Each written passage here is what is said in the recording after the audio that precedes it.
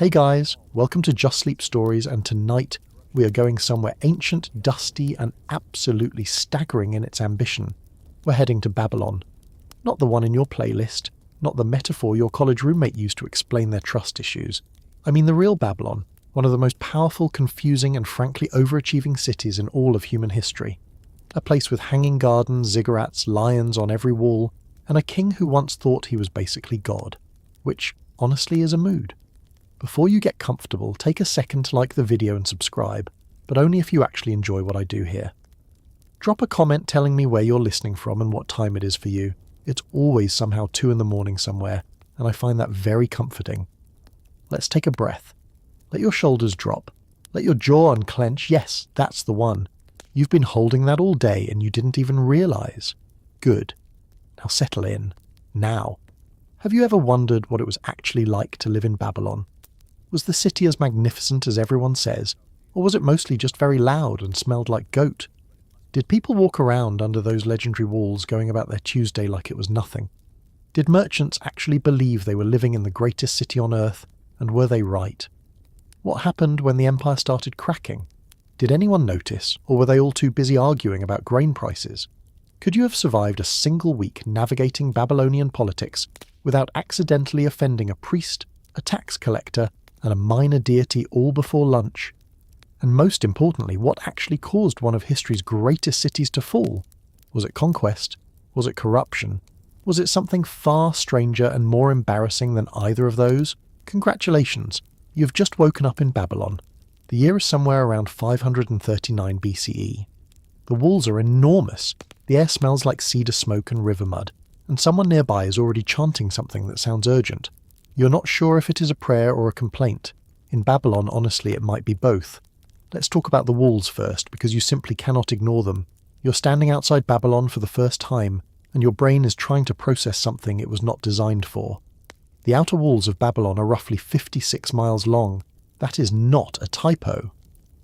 The Greek historian Herodotus, a man not known for understatement, described them as so wide that 2 4-horse chariots could pass each other at the top without clipping wheels. The walls were reportedly over 300 feet high in some estimates, though modern archaeologists put the figure closer to 50 or 60, which is still taller than most buildings you have ever stood next to. They were faced with glazed baked brick in brilliant blue and gold, and they gleamed in the Mesopotamian sun like something designed specifically to make visitors feel small and slightly inadequate. Coming from a village of mud huts and anxious goats, you experience the architectural equivalent of someone turning on all the lights at once. This city was not built to impress you, it was built to make you stop believing your own scale of the world was real. And it works. You're standing there with your mouth slightly open, which is both understandable and a bad idea given the flies. The walls were not just one wall, there were multiple rings of fortification, an outer wall, an inner wall, and a moat in between, fed by the Euphrates. Between the inner and outer walls ran a military road wide enough to maneuver troops. This was a defensive system designed by people who had thought very carefully about every possible way an enemy might try to get in, and who had covered each option with something heavy, tall, and mildly insulting to the attacker's confidence. Inside those walls, Babylon was divided by the Euphrates itself, which ran directly through the city. There was an eastern city and a western city, connected by a bridge supported on stone piers, one of the earliest known bridges in the ancient world.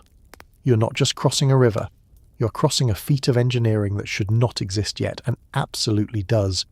The bridge was wide enough for carts. There was probably an argument happening on it right now about right of way. The eastern city was the administrative and religious heart, the great temples, the royal palaces, the processional way, the Ishtar Gate.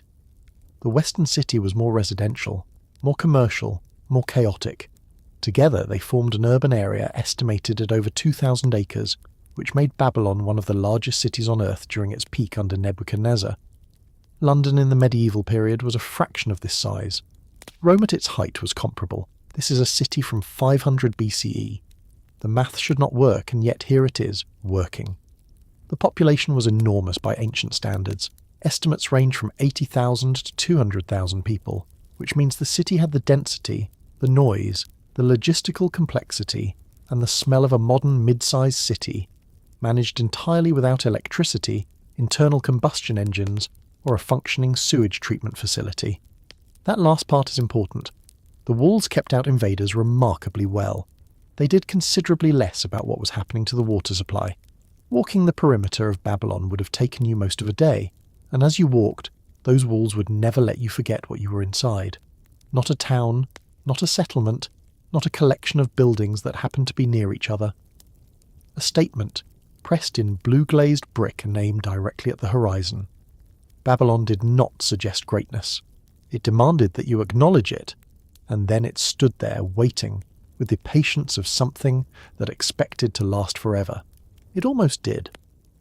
Let's talk about the man most responsible for making Babylon the city the ancient world could not stop discussing, Nebuchadnezzar II.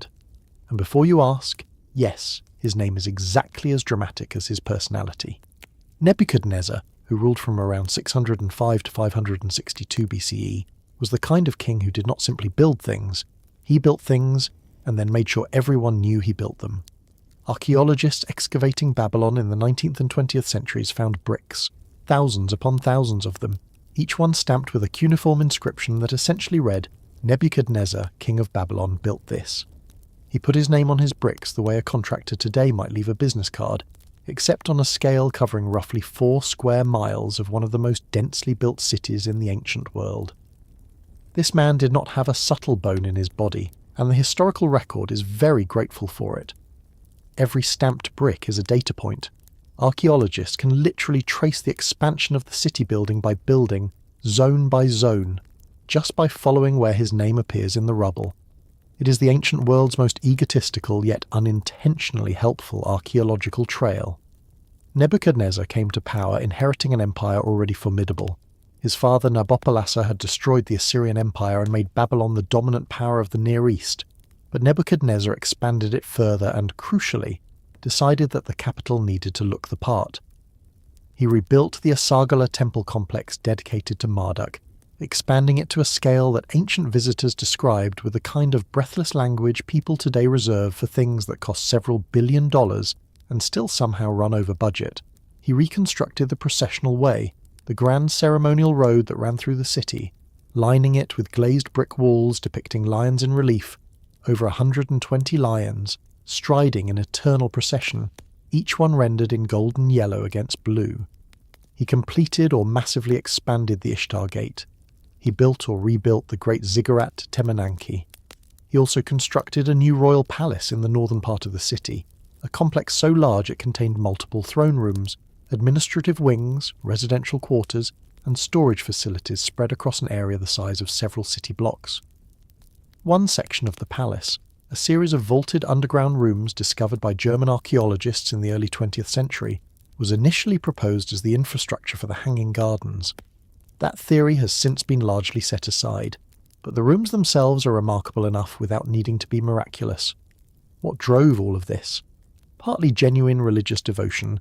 Nebuchadnezzar clearly believed Marduk had chosen him, and that building magnificently for the god was both duty and gratitude. Partly military calculation. A capital that stunned visitors and ambassadors was a form of soft power, a message delivered in architecture rather than armies. And partly, let's be honest, the particular psychology of a man who had conquered much of the known world by his mid-20s and now needed somewhere appropriate to live. His military campaigns were equally relentless. He defeated Egypt at the Battle of Carchemish. He besieged and captured Jerusalem twice, destroying the Temple of Solomon on the second occasion, and deporting the Judean elite to Babylon. He campaigned against Tyre, Egypt, and various kingdoms across the Near East, with the systematic focus of someone who considered the map a personal to-do list. And through all of it, back in Babylon, the bricks kept being laid and the name kept being stamped. Nebuchadnezzar, king of Babylon, built this. He wanted to be remembered, and he arranged the evidence very carefully. It worked for about 2,500 years, which by most project management metrics is a reasonable return on investment. Here is where things get wonderfully strange. The Hanging Gardens of Babylon are counted among the 7 wonders of the ancient world, which is impressive for something that may not have existed. No Babylonian text ever mentions them directly. No clear archaeological evidence of terraced gardens has been found at the site of ancient Babylon, and yet Greek and Roman writers described them in lavish detail. tiered terraces rising like a green mountain above the flat Mesopotamian plain, watered by an elaborate system of screws or pumps drawing water up from the Euphrates below, filled with trees and flowers from distant lands so that a homesick queen could feel the hills of her homeland. The most commonly repeated story says Nebuchadnezzar built them for his Median wife Amytis, who missed the green mountains of her home and found Babylon's flat, dusty horizon depressing, which, honestly, is the most relatable thing about ancient history. Picture yourself arriving in the greatest city on earth, having travelled weeks across desert and river plain to marry a king who builds mountains out of bricks for fun, and your first thought upon seeing Babylon in all its glazed blue glory is, I miss trees, I miss hills. Why is everything so flat here? Can someone please do something about the flatness? And apparently Nebuchadnezzar, conqueror of Jerusalem and destroyer of nations, said yes, dear, and ordered the construction of an artificial mountain covered in imported greenery, because love in the ancient world expressed itself in extreme landscaping. The ancient descriptions are specific enough to be tantalizing. Diodorus Siculus wrote of stone terraces raised on columns, each tier planted with soil deep enough to support large trees, with the whole structure rising to a height visible from outside the city walls. Strabo mentioned an elaborate hydraulic system for irrigation. Philo of Byzantium described the gardens with the reverence of someone who had either seen them or very much wished he had. The problem is that none of these writers were contemporaries of Nebuchadnezzar.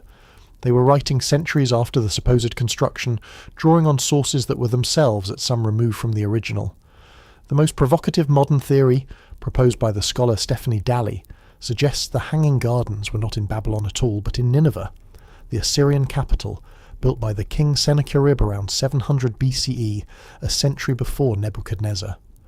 Dalley points to Assyrian texts describing elaborate garden terraces, hydraulic systems, and imported exotic plants that match the ancient descriptions almost perfectly.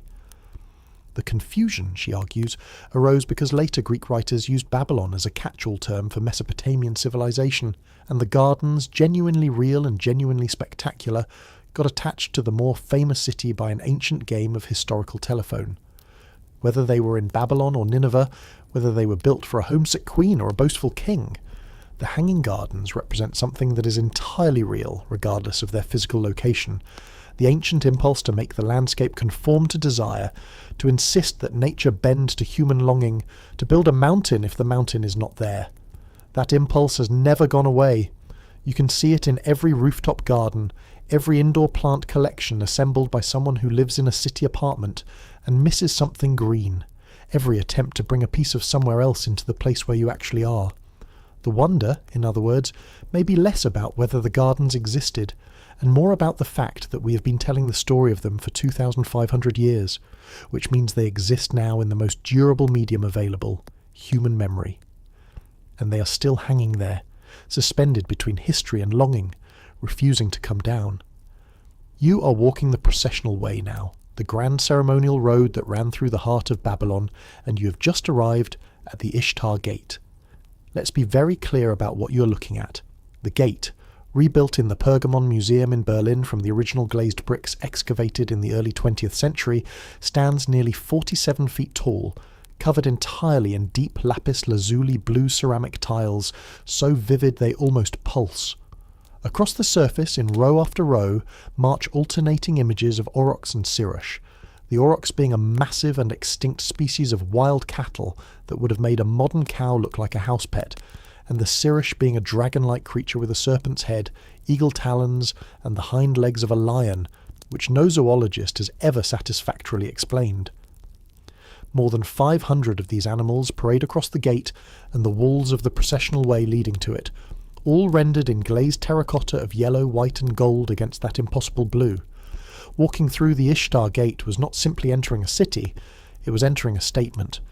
Babylon was saying, in the loudest architectural voice available in the ancient world, we have resources, we have craftsmen, we have divine protection, and also look at our dragons. The gate was dedicated to Ishtar, goddess of love, fertility and war, a combination of responsibilities that, when you think about it, explains a great deal about how ancient Mesopotamian civilization operated. Ishtar was not a gentle deity. She was the goddess who descended into the underworld and back, whose moods could topple kings, whose favour was essential and whose anger was catastrophic, dedicating your city's main ceremonial entrance to her was both a tribute and, perhaps, a warning to visitors. The force that protects this city is the same force that can unmake the world.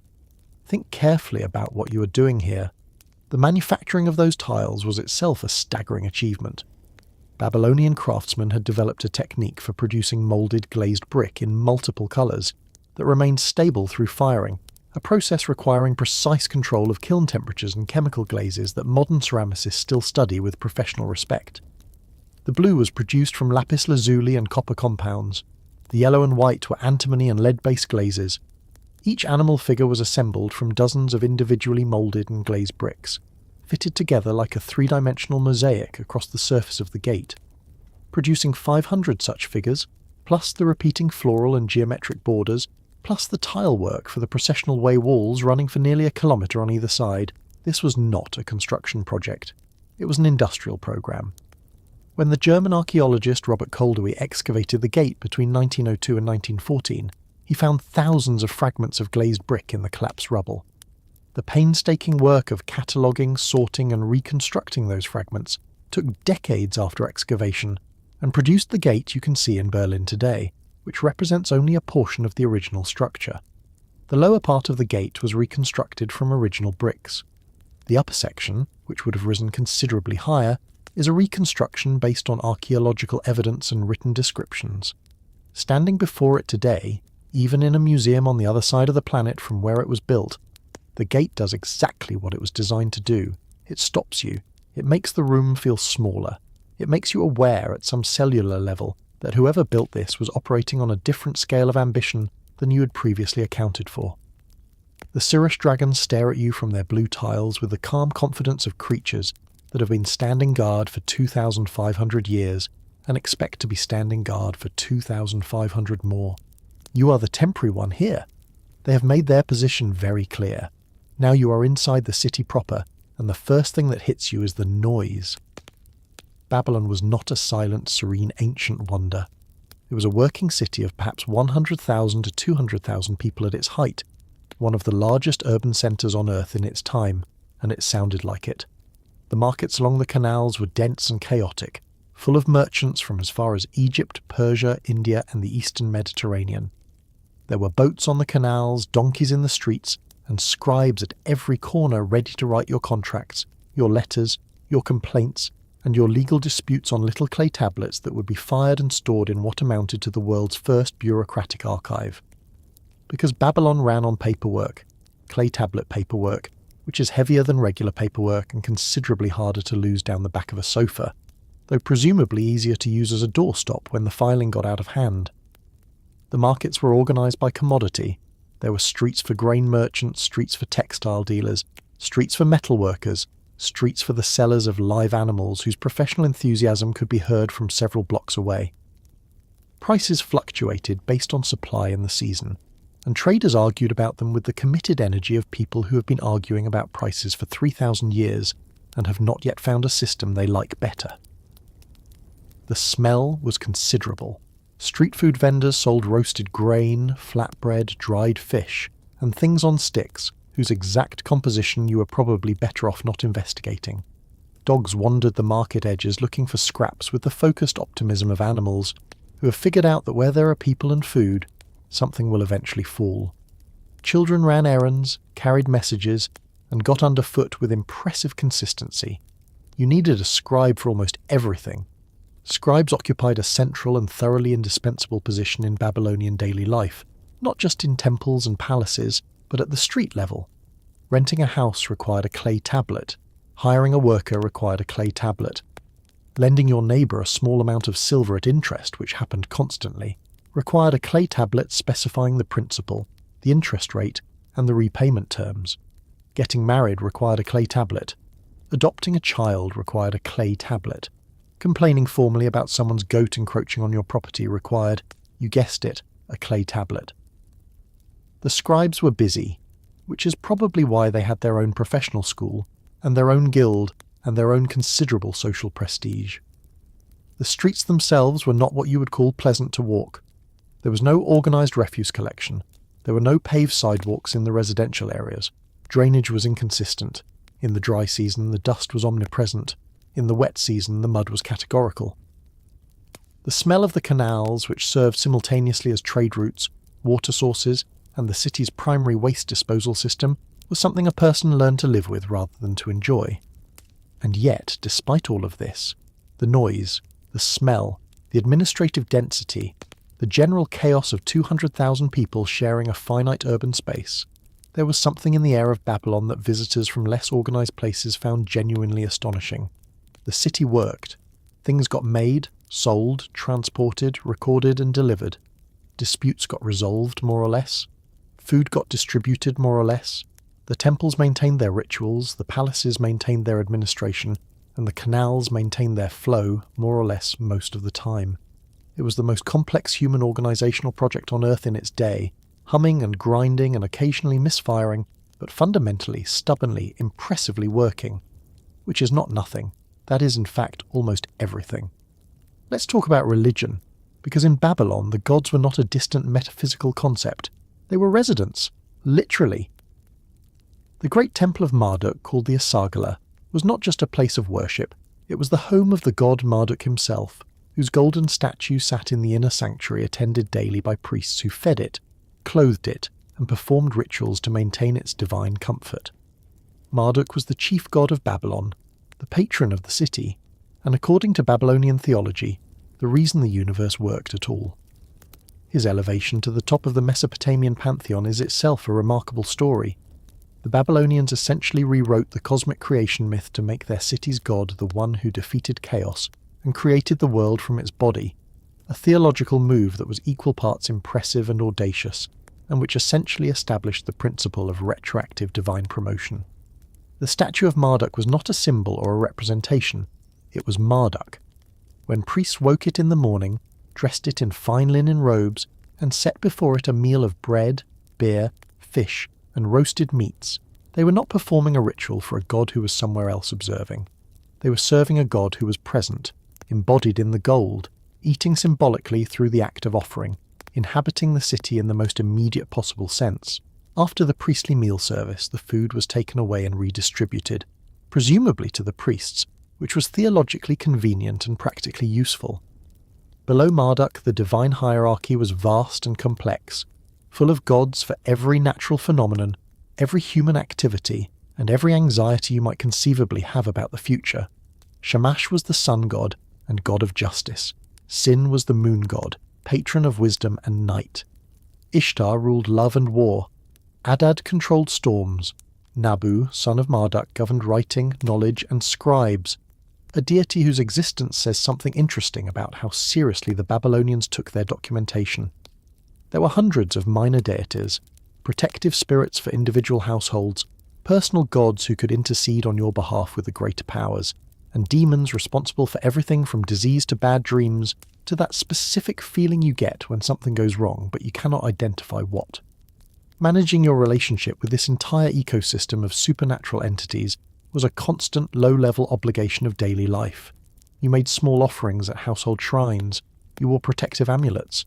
You had a personal god, a kind of divine patron matched to you individually, whose favour you needed to maintain through ritual attention and moral behaviour. If misfortune struck, the first diagnostic question was not what went wrong physically, but what went wrong spiritually. Which god had you offended? Which demon had found an opening? What ritual repair was required? The temple precincts were enormous complexes that employed hundreds of priests, craftsmen, administrators, and labourers. They owned land, ran agricultural operations, administered loans, and served as storage facilities for grain. The line between religious institution and economic institution in Babylon was not a line so much as a blurry smudge that different people interpreted differently depending on what they needed it to be on any given day. But at the centre of all of it, behind all the economic machinery and the administrative complexity, was something genuine and deeply felt. The belief that the gods were present in this city, that Marduk had chosen Babylon above all other places on earth, and that what happened within these walls mattered to the cosmic order. It was not comfort exactly. It was more like the particular weight of living in a place that believes, all the way down to its foundations, that it is the centre of everything. The gods were watching. The schedule was maintained, and Babylon for a very long time kept their attention. Standing in the centre of Babylon, dominating the skyline the way nothing else in the ancient world could until the pyramids came along, was a structure that may be the origin of one of history's most enduring myths. The Etemenanki, whose name translates roughly as the house of the foundation of heaven and earth, was a massive stepped tower, a ziggurat rising in 7 tiers to a temple at its summit dedicated to Marduk. Ancient records suggest it may have reached 90 metres in height, roughly equivalent to a 30-storey modern building, which in a landscape of flat river plains would have been visible for miles in every direction. It is almost certainly the inspiration for the Tower of Babel described in the Book of Genesis, a story written by people who had seen or heard of Babylonian civilization and found the sheer scale of its ambitions genuinely alarming. And honestly, that is understandable. If you wandered out of the desert into a city with a mountain it had built on purpose, you would probably write something unsettled about it too. The ziggurat form was not unique to Babylon. Step towers appear across Mesopotamia from the 3rd millennium BCE onward, each one functioning as a kind of artificial sacred mountain, a physical link between the earthly realm and the divine. The idea seems to have been that gods, who lived on peaks, could be approached more easily from a summit than from a flat plain. Since the Mesopotamian plain had no natural peaks, the solution was characteristically practical. Build one. This is the kind of engineering solution that makes complete sense once you hear it, and that you cannot entirely believe took someone this long to think of. The Etemenanki was the most ambitious iteration of this tradition ever attempted. Its base measured approximately 90 metres on each side, roughly the footprint of a modern city block, and its construction required a quantity of baked brick so enormous that ancient texts describe brick-making operations involving thousands of workers over years. The structure went through multiple phases of construction, damage, and reconstruction across Babylon's history. It was damaged by Sennacherib of Assyria when he sacked Babylon in 689 BCE, an act he described in his own inscriptions with apparent satisfaction. It was restored by Nebuchadnezzar, who seems to have treated the restoration as both a religious obligation and a personal rebuke to the Assyrian legacy. The temple at the top, called Esagala's celestial counterpart in some texts, was where the god Marduk was believed to descend during the New Year festival, meeting the king in the most intimate and literal of divine encounters. Ascending the ziggurat during this ritual was not a metaphor for approaching the divine. It was the actual physical act, 7 tiers of stairs in the Mesopotamian heat, arriving breathless at a summit where the city spread below you in every direction, and the sky pressed down from above, and the distance between earth and heaven felt, for a moment, genuinely negotiable. When Alexander the Great arrived in Babylon in 331 BCE, the Etemenanki was already partially ruined, damaged over centuries of conflict and neglect. He ordered its demolition and reconstruction, and 10,000 workers began clearing the rubble. Alexander then left to continue his campaigns and died before returning. The rubble was never cleared. The reconstruction never happened. Today, archaeologists believe they have located the base of the structure, a roughly square depression in the earth south of the main ruins, filled with groundwater surrounded by eroded mounds of ancient brick. The greatest tower the ancient world ever built is now a wet hole in the ground, and the story of why someone was going to rebuild it but never got around to it is, in its own way, just as human as everything else about Babylon. You've been in Babylon for a few days now, and you're starting to notice something important. There are rules here. A lot of rules. Specific, detailed, carved-in-stone rules, and that last part is not a metaphor. The Code of Hammurabi, created by Babylon's greatest early king around 1750 BCE, is one of the world's oldest written legal codes, a collection of 282 laws covering everything from trade disputes and property rights to marriage law, medical malpractice, and what happens if a builder constructs a house so badly that it collapses and kills the owner. The answer to that last one, by the way, is that the builder is put to death. Babylonian warranty law had teeth. Modern construction defect litigation suddenly seems like a very gentle alternative. The code was inscribed on a nearly 8-foot-tall diorite stele, a hard black stone chosen specifically for its durability and impressiveness, topped with a relief showing Hammurabi receiving the laws from the sun god Shamash, which was both a legal document and a public relations statement in one convenient format. The image made a clear point. These are not Hammurabi's rules. These are the god's rules. Hammurabi is merely the delivery mechanism. Arguing with the law was therefore arguing with Shamash directly, which most people wisely decided against. The laws themselves cover an extraordinary range of daily life. There are laws about agricultural contracts and the liability of farmers who flood their neighbours' fields through negligent irrigation. There are laws about tavern keepers, specifically female tavern keepers, who are prohibited from watering down the beer, with the penalty being drowning, which gives you a sense of how seriously Babylonian society took beverage integrity. There are laws about the obligations of surgeons, whose fees are specified, but whose liability is also clear. If a surgeon operates on a nobleman and the nobleman dies, the surgeon's hands are cut off, which is, by any measure, a performance review system with genuine urgency. There are laws about adoption, about inheritance, about what happens to a soldier's property if he is captured in war. There are laws about the treatment of slaves, about the liability of a boat captain whose vessel sinks, about the obligations of a hired ox and its owner. The code even addresses the problem of false accusation. If you accuse someone of a capital crime and cannot prove it, you are executed in their place.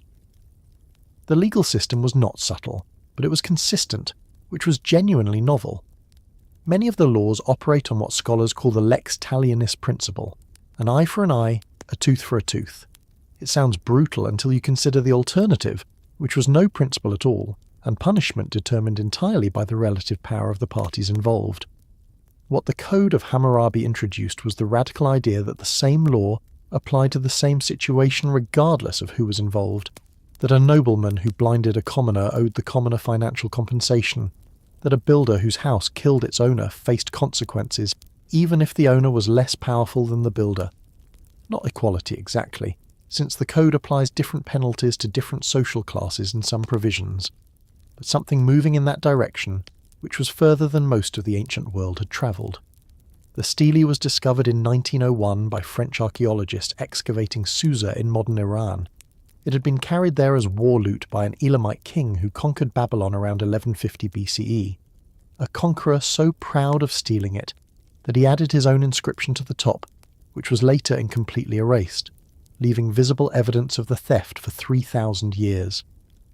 It now lives in the Louvre in Paris, where you can stand in front of it and read laws that were already ancient when Rome was founded, addressing problems of commerce, injury, and human disagreement that have not changed in their essentials since the first time two people decided to do business, and one of them had a different idea about what had been agreed. Here is something that tends to get lost in all the talk of ziggurats and dragon gates. Babylon should not have been able to exist at the scale it did. It sat in a flat river plain between the Tigris and Euphrates, in a region that was either flooding or drying out depending on the season, with summer temperatures that could exceed 45 degrees Celsius and soil that, left to itself, would eventually salt up and stop producing crops. And yet, for centuries, Babylon fed itself and its empire. The reason was water engineering so sophisticated that historians are still impressed by it.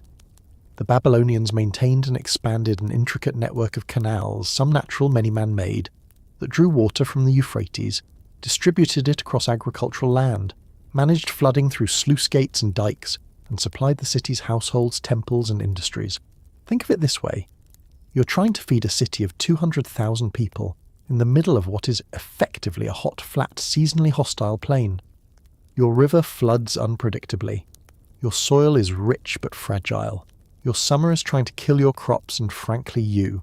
The solution the Babylonians arrived at, after generations of incremental engineering, was to treat the entire landscape as a managed hydraulic system, with the Euphrates as the main artery and hundreds of canals as the capillaries feeding fields, gardens, orchards and urban neighbourhoods across the entire floodplain.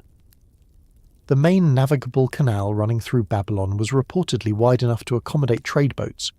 Goods came into the city by water, grain from upriver agricultural districts, fish from the marshes to the south, timber and stone from the mountains to the north and east, luxury goods from the Persian Gulf trade network.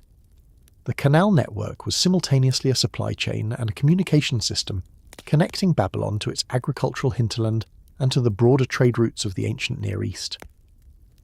Managing this network was a constant, labour-intensive enterprise that never stopped. Canals silted up and needed dredging, dikes eroded and needed repair, sluice gates needed maintenance. In bad flood years, emergency earthworks were required to prevent the city from being inundated. In dry years, water allocation became a matter of economic and political urgency, since the fields that fed the empire and the city that organized the empire were both competing for the same finite resource. There were water officials, water inspectors, and water-related legal disputes documented in tablet archives, evidence of a bureaucracy as focused on hydraulic management as on anything else. The agricultural system the canals supported was dominated by barley and dates, two crops brilliantly suited to Mesopotamian conditions, and between them providing the caloric and economic foundation of Babylonian civilization. The date palm was so central to the economy that ancient texts record its careful management with the attention modern agricultural systems give to commodity crops. Individual palms were documented, their yields recorded, their ownership specified in legal tablets. Cutting down a date palm without authorization was a serious offense. The palm was not just food, it was infrastructure. What the Babylonians understood, and what the Persian and later Greek and Seleucid administrators would fail to fully maintain, was that the city and its agricultural system were a single organism. The walls could stand forever, the temples could be rebuilt, the palaces could be restored, but if the canals were not maintained, if the dikes were neglected, if the sluice gates were not managed through the flood season, the whole system began to fail. The soil would salt, the fields would shrink, the food supply would contract, and the city, however magnificent its bricks and however impressive its dragons, would slowly stop being able to feed itself. Which is precisely what eventually happened. The walls did not bring Babylon down. The canals did. Or rather, the failure to maintain them did. A lesson in the relationship between infrastructure and civilization that has been relearned at great cost in every era since. Let's talk about money, or rather, the precursor to money, which in Babylon was silver. Weighed silver, specifically, measured in units called shekels, which circulated in the form of ingots, rings, and pieces of varying size that had to be weighed on balance scales at the point of every transaction. Carrying your payment to market meant carrying a small set of weights and a scale along with your silver, and then arguing with the merchant about whether his weights were accurate, which they frequently were not. This was not a fast-moving payment system. It was the financial equivalent of every checkout taking 15 minutes and ending in a mild dispute. And yet, within these constraints, Babylonian commerce was breathtakingly complex for the ancient world. There were professional merchants called tamkaru who served simultaneously as traders, moneylenders, and agents of palace and temple institutions.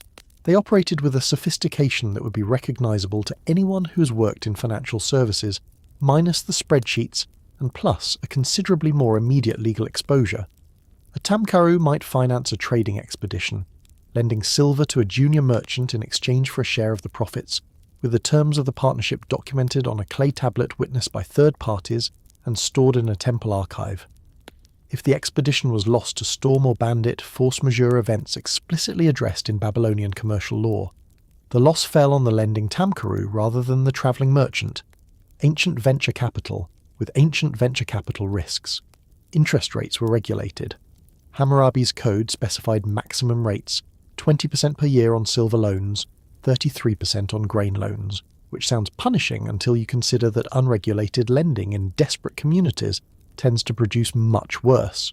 The regulation was imperfect and inconsistency was common, but the principle that credit had a price, and that price should have limits, was codified in Babylonian law centuries before it appeared in any Western legal tradition. The truly remarkable financial innovation, though, was the letter of credit.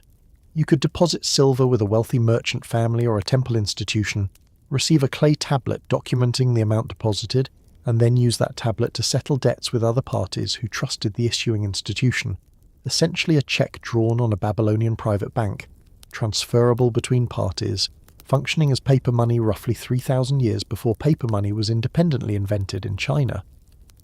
The temples served as clearing houses. Merchants travelled with debt instruments rather than silver, reducing both the risk of robbery and the logistical challenge of transporting heavy metal across hundreds of kilometres of uncertain terrain. The commercial networks Babylon anchored stretched across the entire known world of its time. Babylonian merchants traded with Egypt, with Anatolia, with the Persian Gulf ports that connected to India, with the Levantine coast that connected to the Mediterranean. The goods moving through these networks, textiles, grain, timber, copper, tin, spices, luxury objects, were documented, contracted, insured and financed through a system of commercial law and financial instruments that had been refined over centuries. And through all of it, the scribes kept writing. Every transaction was documented, every loan was recorded, every partnership was witnessed and sealed. The clay tablets that resulted, hundreds of thousands of them, surviving in archaeological archives across Iraq and in museum collections around the world, are the most complete record of any pre-modern economy in existence. They tell the story of a commercial civilization so well developed that its basic structures, credit, interest, contract, insurance, letter of credit, remained the fundamental architecture of commerce for the next 2,500 years. The silver changed to gold, changed to paper, changed to numbers on a screen.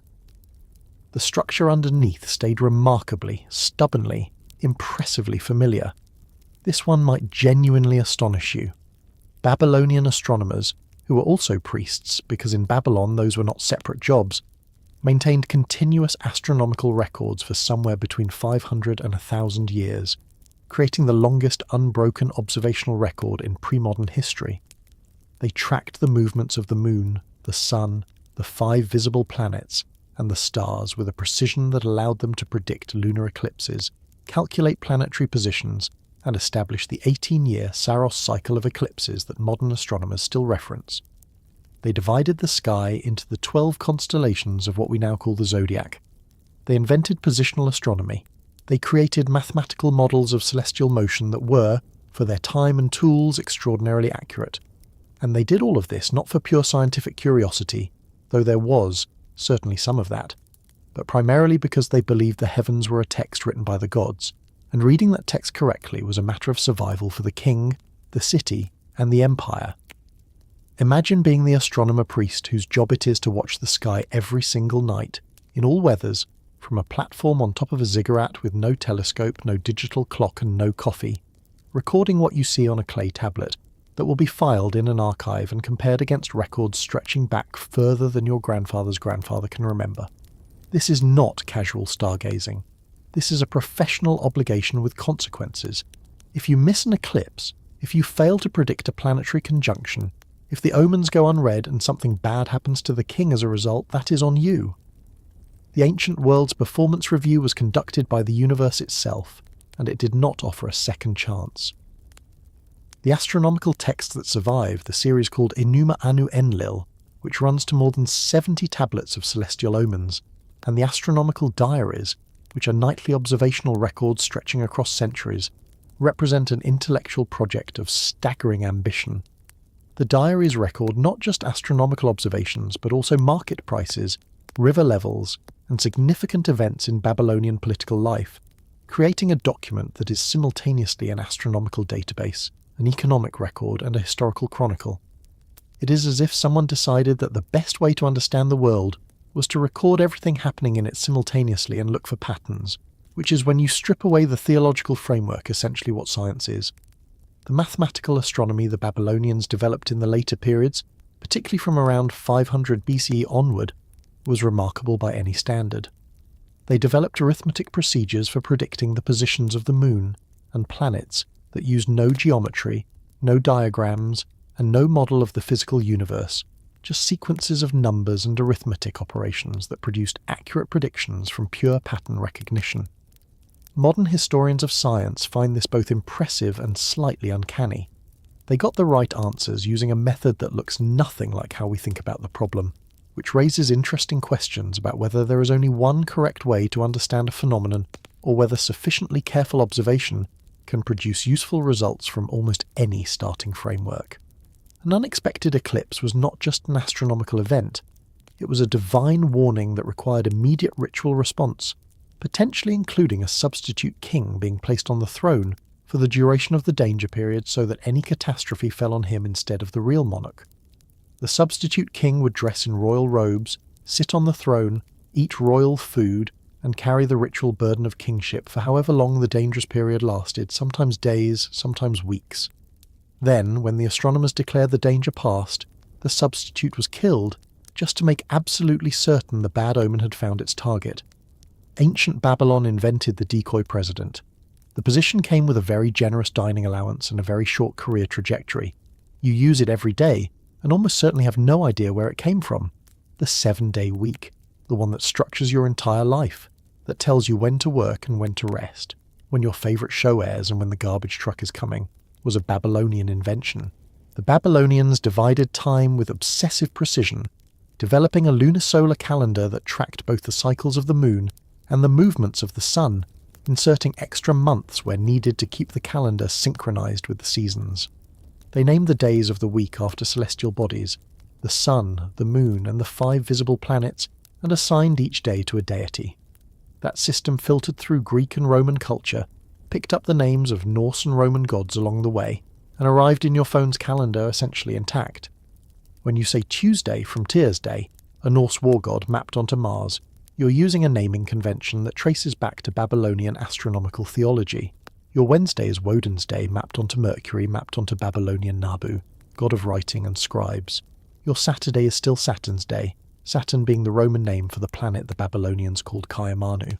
All 7 days of your week are souvenirs from a civilization that fell 2,500 years ago. Every Monday morning, without knowing it, you're observing a Babylonian ritual. The lunisolar calendar itself was a significant engineering achievement. Tracking both the moon and the sun simultaneously is not simple, because the lunar month of approximately 29.5 days does not divide evenly into the solar year of approximately 365.25 days. If you follow the moon strictly, your calendar drifts against the seasons. The months that were once spring months gradually become summer months and eventually winter months in a slow 12-year cycle. The Babylonians solved this by inserting an extra month in certain years, a practice called intercalation, regulated by the astronomers whose job it was to keep the calendar aligned with the physical reality of the seasons. Getting the intercalation wrong had real consequences. Agricultural society lives by the seasons. Planting and harvest are not flexible activities. If your New Year celebration drifts into what is actually summer, or your harvest festival falls before the harvest, the administrative and religious calendar disconnects from the physical world in ways that create genuine practical problems. The Babylonian calendar priests were, in a very real sense, the people responsible for keeping civilization synchronized with nature. It was unglamorous work conducted through careful observation and complex arithmetic, producing results that almost nobody noticed when they were correct, and that everybody blamed someone for when they were wrong. It was, in other words, infrastructure, and it had all the thanklessness that infrastructure typically receives. The Babylonian division of the day into 24 hours, and the hour into 60 minutes, and the minute into 60 seconds, also traces its origin to Mesopotamian mathematics, which operated in a base 60 numerical system.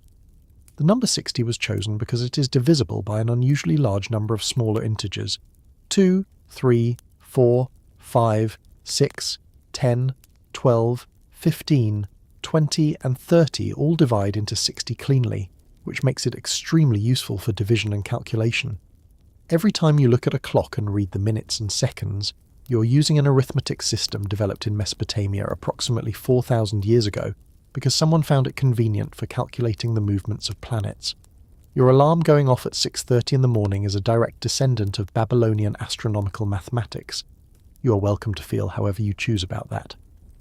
In 587 BCE, Nebuchadnezzar destroyed Jerusalem, burned the Temple of Solomon to the ground, and deported a significant portion of the Judean population to Babylon. The Babylonian exile, as it became known, was one of the most consequential events in the history of religion, a catastrophe that reshaped Judaism, gave rise to some of the most powerful poetry in human history, and planted the seeds for transformations in monotheistic thought that would eventually influence Christianity and Islam. The exiles brought their texts with them.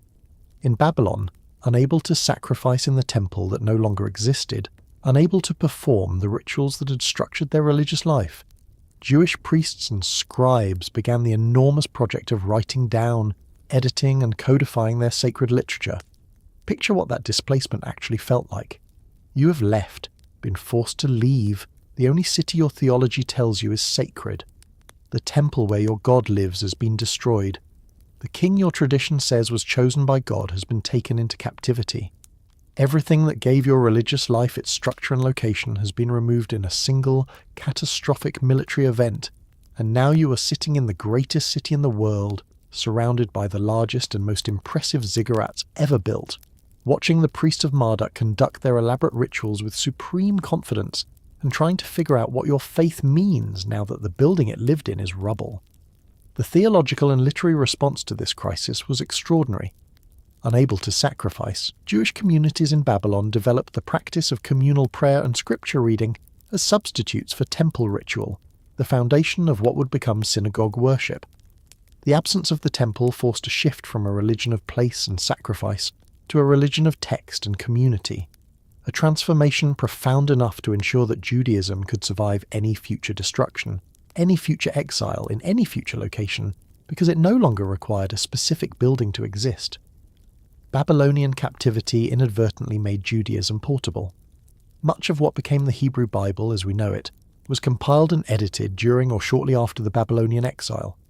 The great narrative histories, the prophetic books, the wisdom literature, all show evidence of editing and compilation during this period, with themes of exile, return, divine abandonment, and restoration running through texts that were being shaped partly in response to the catastrophe that had just occurred. The influence of Babylonian literature on some of these texts is detectable. The flood narrative of the Epic of Gilgamesh predates the Genesis flood story by centuries and shares enough structural similarities to suggest transmission, whether direct or through intermediary cultural contact. The Psalms contain poetry so raw with grief and displacement that it reads as immediate and real 3,000 years later. By the rivers of Babylon there we sat down and wept when we remembered Zion. On the willows there we hung up our lyres. That image, musicians hanging up their instruments because there is nothing left worth playing, is one of the most quietly devastating descriptions of cultural devastation in any literature. It was written by people sitting in Babylon, surrounded by its music and its ritual and its magnificent architecture, and finding in all of that splendour only the sharpest possible reminder of everything they had lost. Babylon the Conqueror had inadvertently become the crucible in which one of the world's great religious traditions was forged. The city built to last forever gave birth, through destruction, to a faith that actually did. By the mid-6th century BCE, Babylon's days as an independent empire were numbered, though the city itself did not know this yet.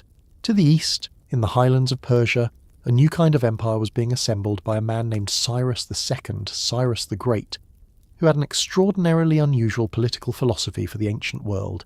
He did not believe in forcing conquered peoples to abandon their gods, their customs, or their identities. Where Babylonian kings had deported populations and humiliated conquered deities, Cyrus moved in the opposite direction, restoring exiled peoples to their homelands, returning confiscated religious statues, and presenting himself not as a conqueror, but as a liberator chosen by the local gods themselves. It was a strategy of breathtaking political sophistication, equal parts genuine tolerance and very effective propaganda, and it worked remarkably well. The empire Cyrus was building moved at a pace that should have alarmed Babylon considerably more than it apparently did. In 550 BCE, he overthrew his Median overlords, absorbing their empire and their army in a single political move. In 547 BCE, he defeated Croesus of Lydia, the king whose name became synonymous with wealth, and added Anatolia and the Greek cities of the Ionian coast to his territory. His empire now stretched from the Aegean to the borders of the Indian subcontinent, and it was still expanding. Each conquest followed the same pattern: military victory followed by a deliberate policy of cultural respect, the restoration of local religious institutions, and the strategic presentation of Cyrus as the chosen ruler of the local deity, rather than the destroyer of local tradition. This was not merely cynical calculation, though it was certainly strategically useful. Persian royal ideology under Cyrus genuinely incorporated a form of religious pluralism that was unusual in a world where most conquerors expected the defeated to adopt the conqueror's gods along with everything else. Cyrus seems to have believed, or at least acted as if he believed, that the gods of every people were real, that they had their own claims and their own loyalties, and that a wise king honoured them rather than challenging them. Whether this reflected personal conviction or sophisticated political management, The effect was the same. Conquered populations tended to welcome Cyrus, or at least to resist him far less vigorously than they resisted kings who arrived with the explicit intention of destroying everything they held sacred. Inside Babylon, meanwhile, the political situation was deteriorating with impressive speed. Nabonidus, the last native king, had alienated the Marduk priesthood through years of absence and religious neglect. The merchant class was unsettled. The military was not what it had been. And Cyrus, watching all of this from the east, was receiving information from Babylonian exiles, disaffected nobles, and possibly sympathetic priests who saw in the Persian king something that Nabonidus had conspicuously failed to be, a ruler willing to respect Marduk, maintain the temples, and keep the canals flowing. The fall of Babylon was not simply a military event. It was a political calculation that had been building for years, fed by internal failure and external patience, waiting for the moment when the city's own dissatisfaction would do half the work. Cyrus was not so much conquering Babylon as he was arriving at the moment Babylon had been preparing for him. If you wanted to design a king perfectly engineered to destabilize one of history's greatest empires, you might produce someone very like Nabonidus. He came to power in 556 BCE through what appears to have been a palace conspiracy, with no direct claim to the Babylonian throne by birth. He was intensely devoted to the moon god Sin, whose primary cult center was in Haran in northern Mesopotamia, not in Babylon, where the chief god was Marduk. This was a problem. Babylonian political and religious legitimacy depended on the king performing the annual Akitu New Year festival, a crucial ceremony in which the king took the hands of Marduk's statue in the Asagala temple and was symbolically renewed as the god's chosen ruler.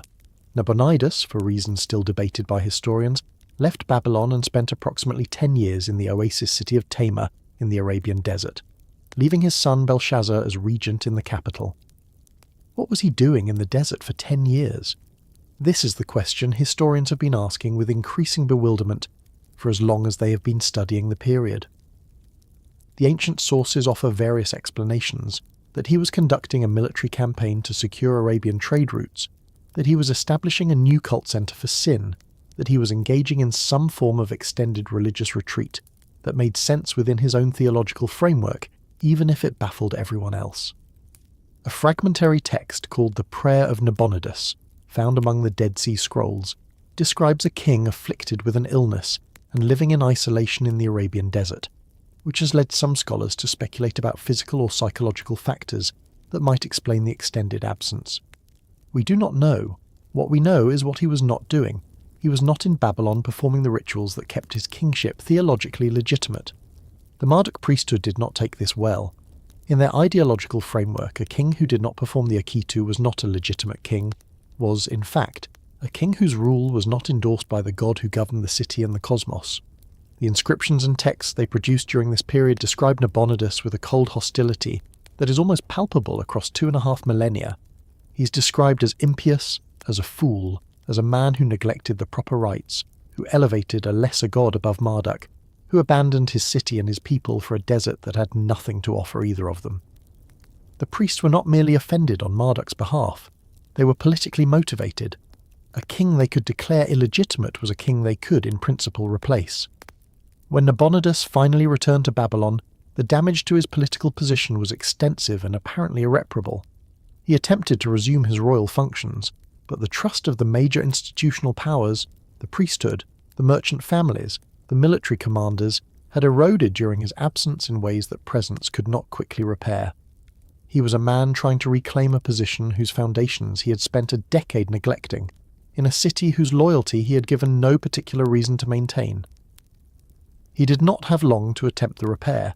Cyrus was already moving, the Persian army was already gathering, and within Babylon there were people who had already decided that the city might fare better under new management.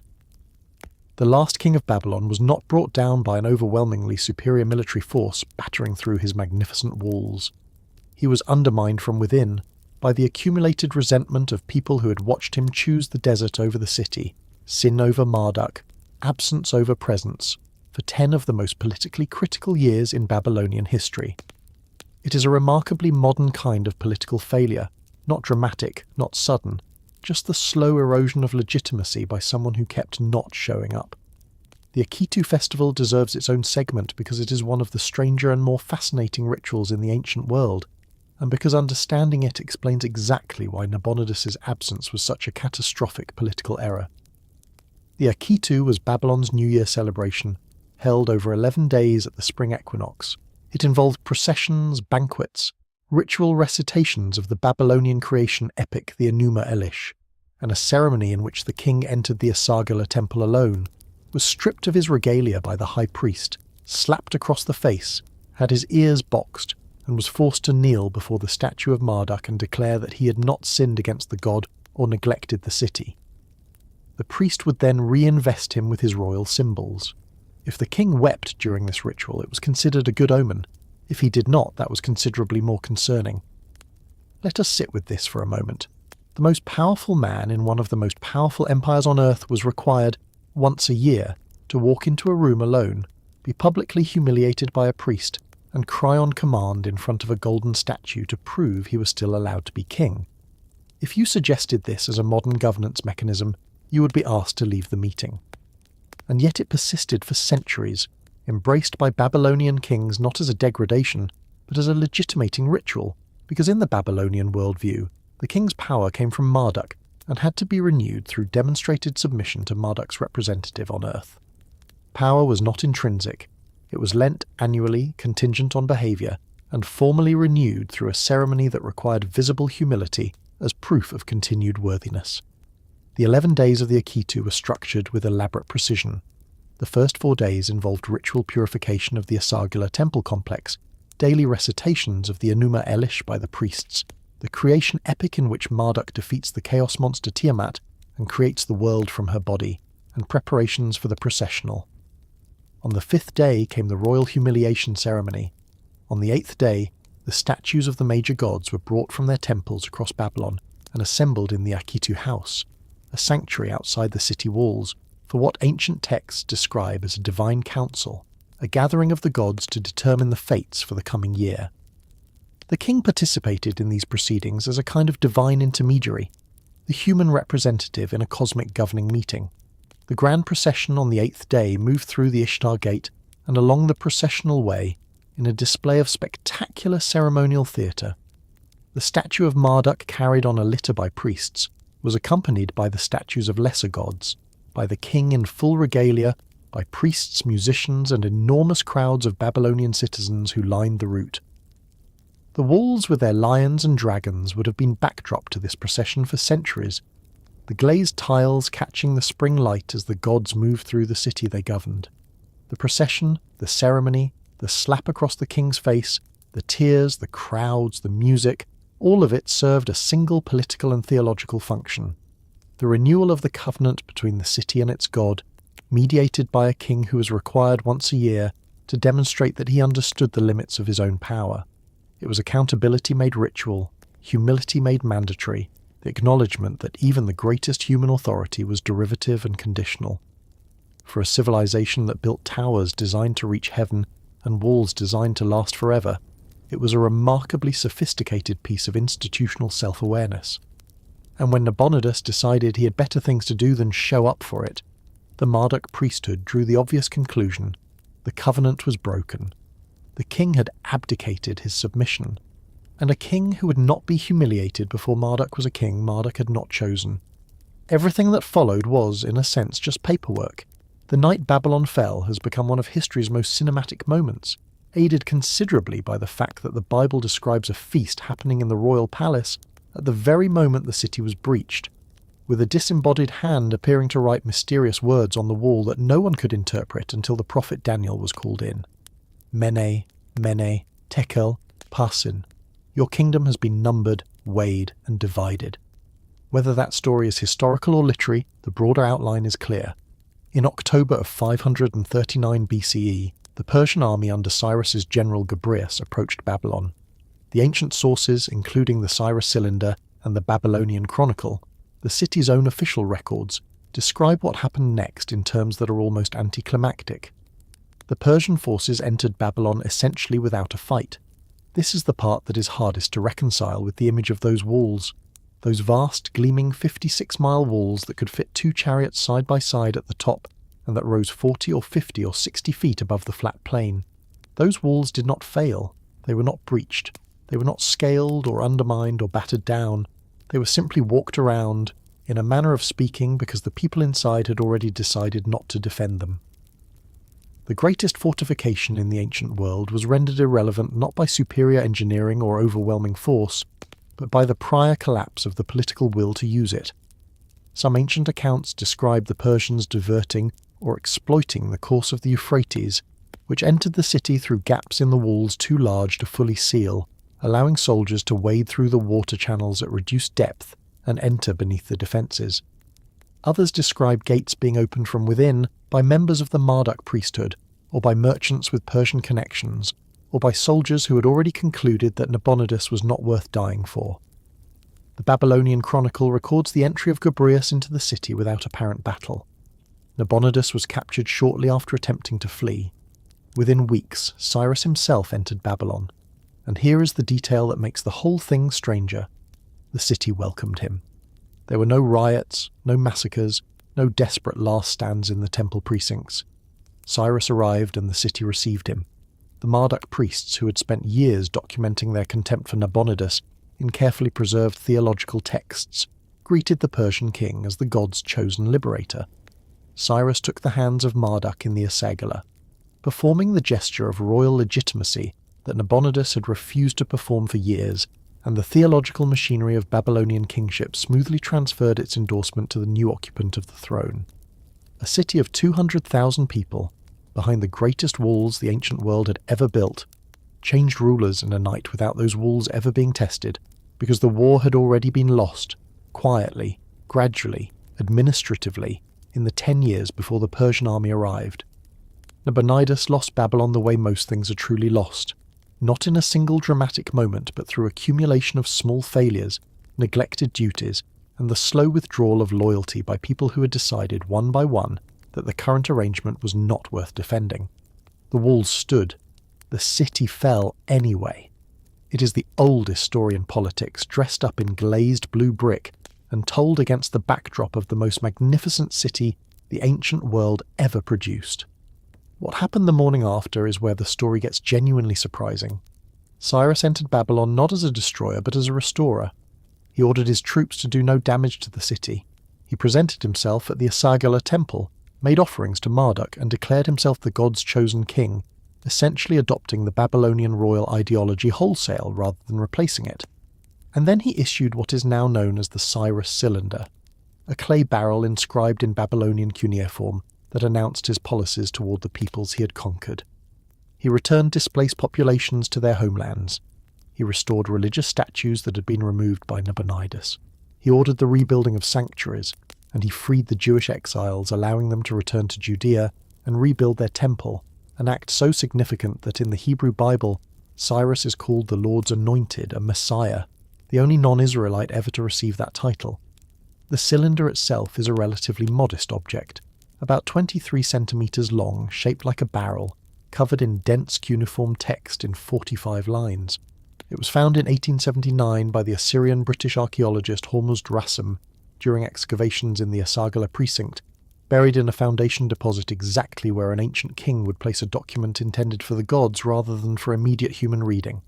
It was written in Babylonian, not Persian, by Babylonian scribes using Babylonian royal formulae, in the tradition of countless Babylonian royal inscriptions before it. Cyrus was not announcing his policies in his own voice.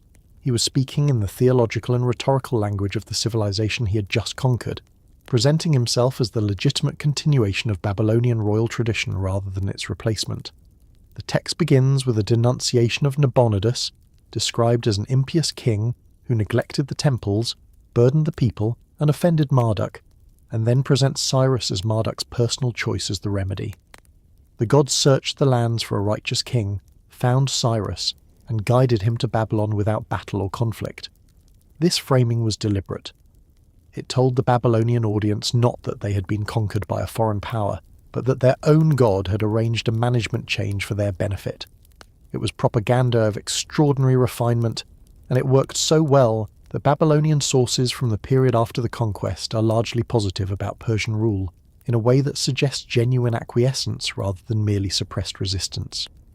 The Cyrus Cylinder has been called the world's first human rights document, and while historians are careful to note that this characterization overstates the case, the document is a royal proclamation of policy, not a universal declaration of rights, and Cyrus's tolerance had clear limits and clear political advantages. There is something genuinely significant in what it represents. It articulates, for the first time in a surviving document, a political philosophy in which a ruler's legitimacy rests partly on his treatment of the people he governs, on his respect for their religious traditions, and on his role as a restorer rather than a destroyer. Whether Cyrus believed this sincerely, deployed it strategically, or some mixture of both, the articulation itself had consequences. The cylinder now lives in the British Museum. Iran considers it a national symbol. Replica cylinders have been presented to the United Nations.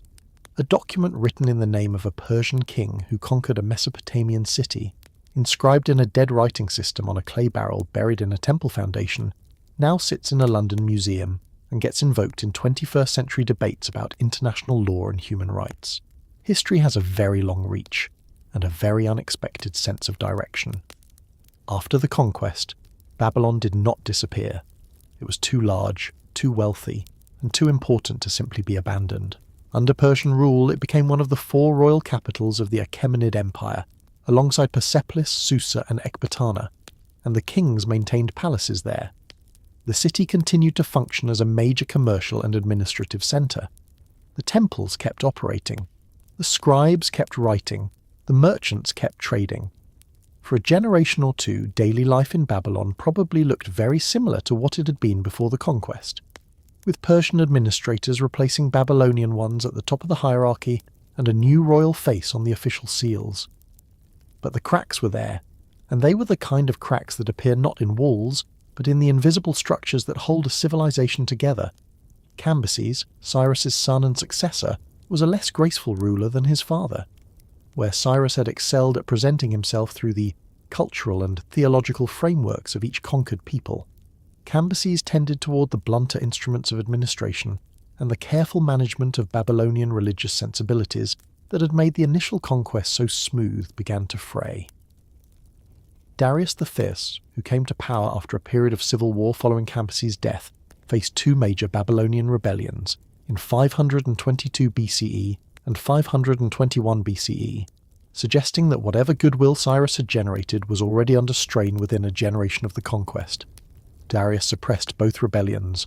His inscriptions described the events in the matter-of-fact tone of a man tidying up administrative problems, but the violence was real, and the damage to Babylon's self-perception as a city with a privileged relationship with its own god was significant.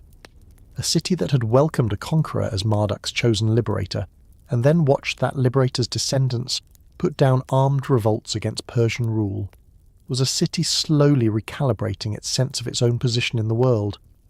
Xerxes, after a subsequent rebellion around 480 BCE, probably timed to coincide with his expensive and ultimately disastrous campaign against Greece, reportedly took the most destructive action of the entire Persian period. Ancient sources, primarily Greek, describe him damaging or destroying the Asagala and melting down the golden statue of Marduk. Modern historians debate the extent of the destruction. Persian sources are silent on the subject, and the Greek accounts may exaggerate, but something significant happened to the Marduk cult during Xerxes' reign. The great New Year festivals, the Akitu with its processions and its royal humiliation ceremony, appear to have ceased or been severely curtailed.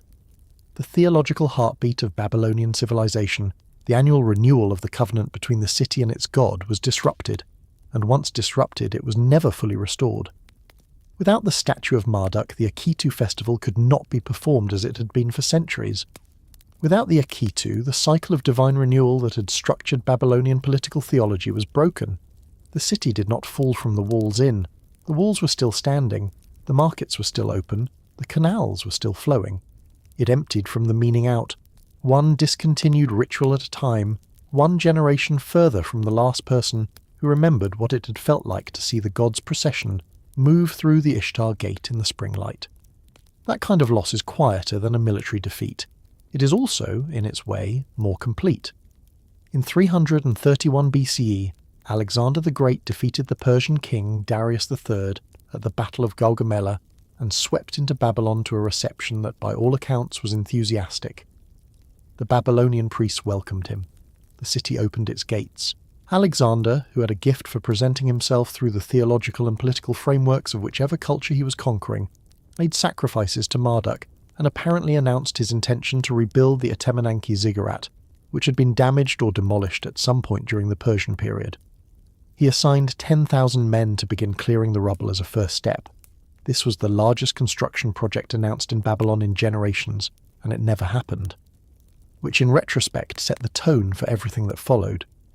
Alexander spent only a short time in Babylon during his first visit. There was a world to conquer, and he was famously impatient about getting on with it. He reorganized the city's administration, confirmed some existing officials in their positions, replaced others with Macedonians he trusted, and then moved east toward Persia, Afghanistan, India, and the outer edges of the world he was determined to cross.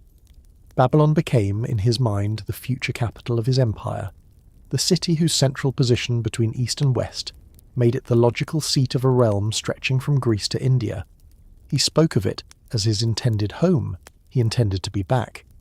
He came back in 323 BCE, 8 years later, returning from the exhausting campaigns through Central Asia and the Indian subcontinent that had pushed his army to the breaking point and turned his generals from devoted companions into men quietly counting the days until they could go home.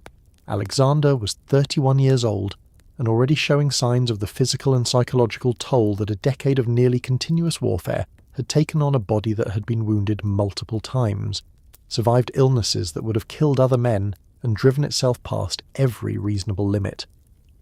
He arrived in Babylon with plans still forming in his mind, naval expeditions to Arabia, further campaigns west toward Carthage and Rome, an empire that was never quite finished because he could never quite stop. And then he stopped. In June of 323 BCE, after a banquet, the feast that the biblical tradition associated with Belshazzar and the fall of Babylon may have been partly inspired by the famous final nights of Alexander, which were known for their length and their wine. Alexander fell ill. Over the following days he deteriorated rapidly, losing his ability to speak before the end. He died in the palace of Nebuchadnezzar, in the greatest city of the ancient world, at the age of 32. The cause of his death remains one of history's most contested medical questions. Typhoid fever complicated by other infections is the current leading scholarly hypothesis.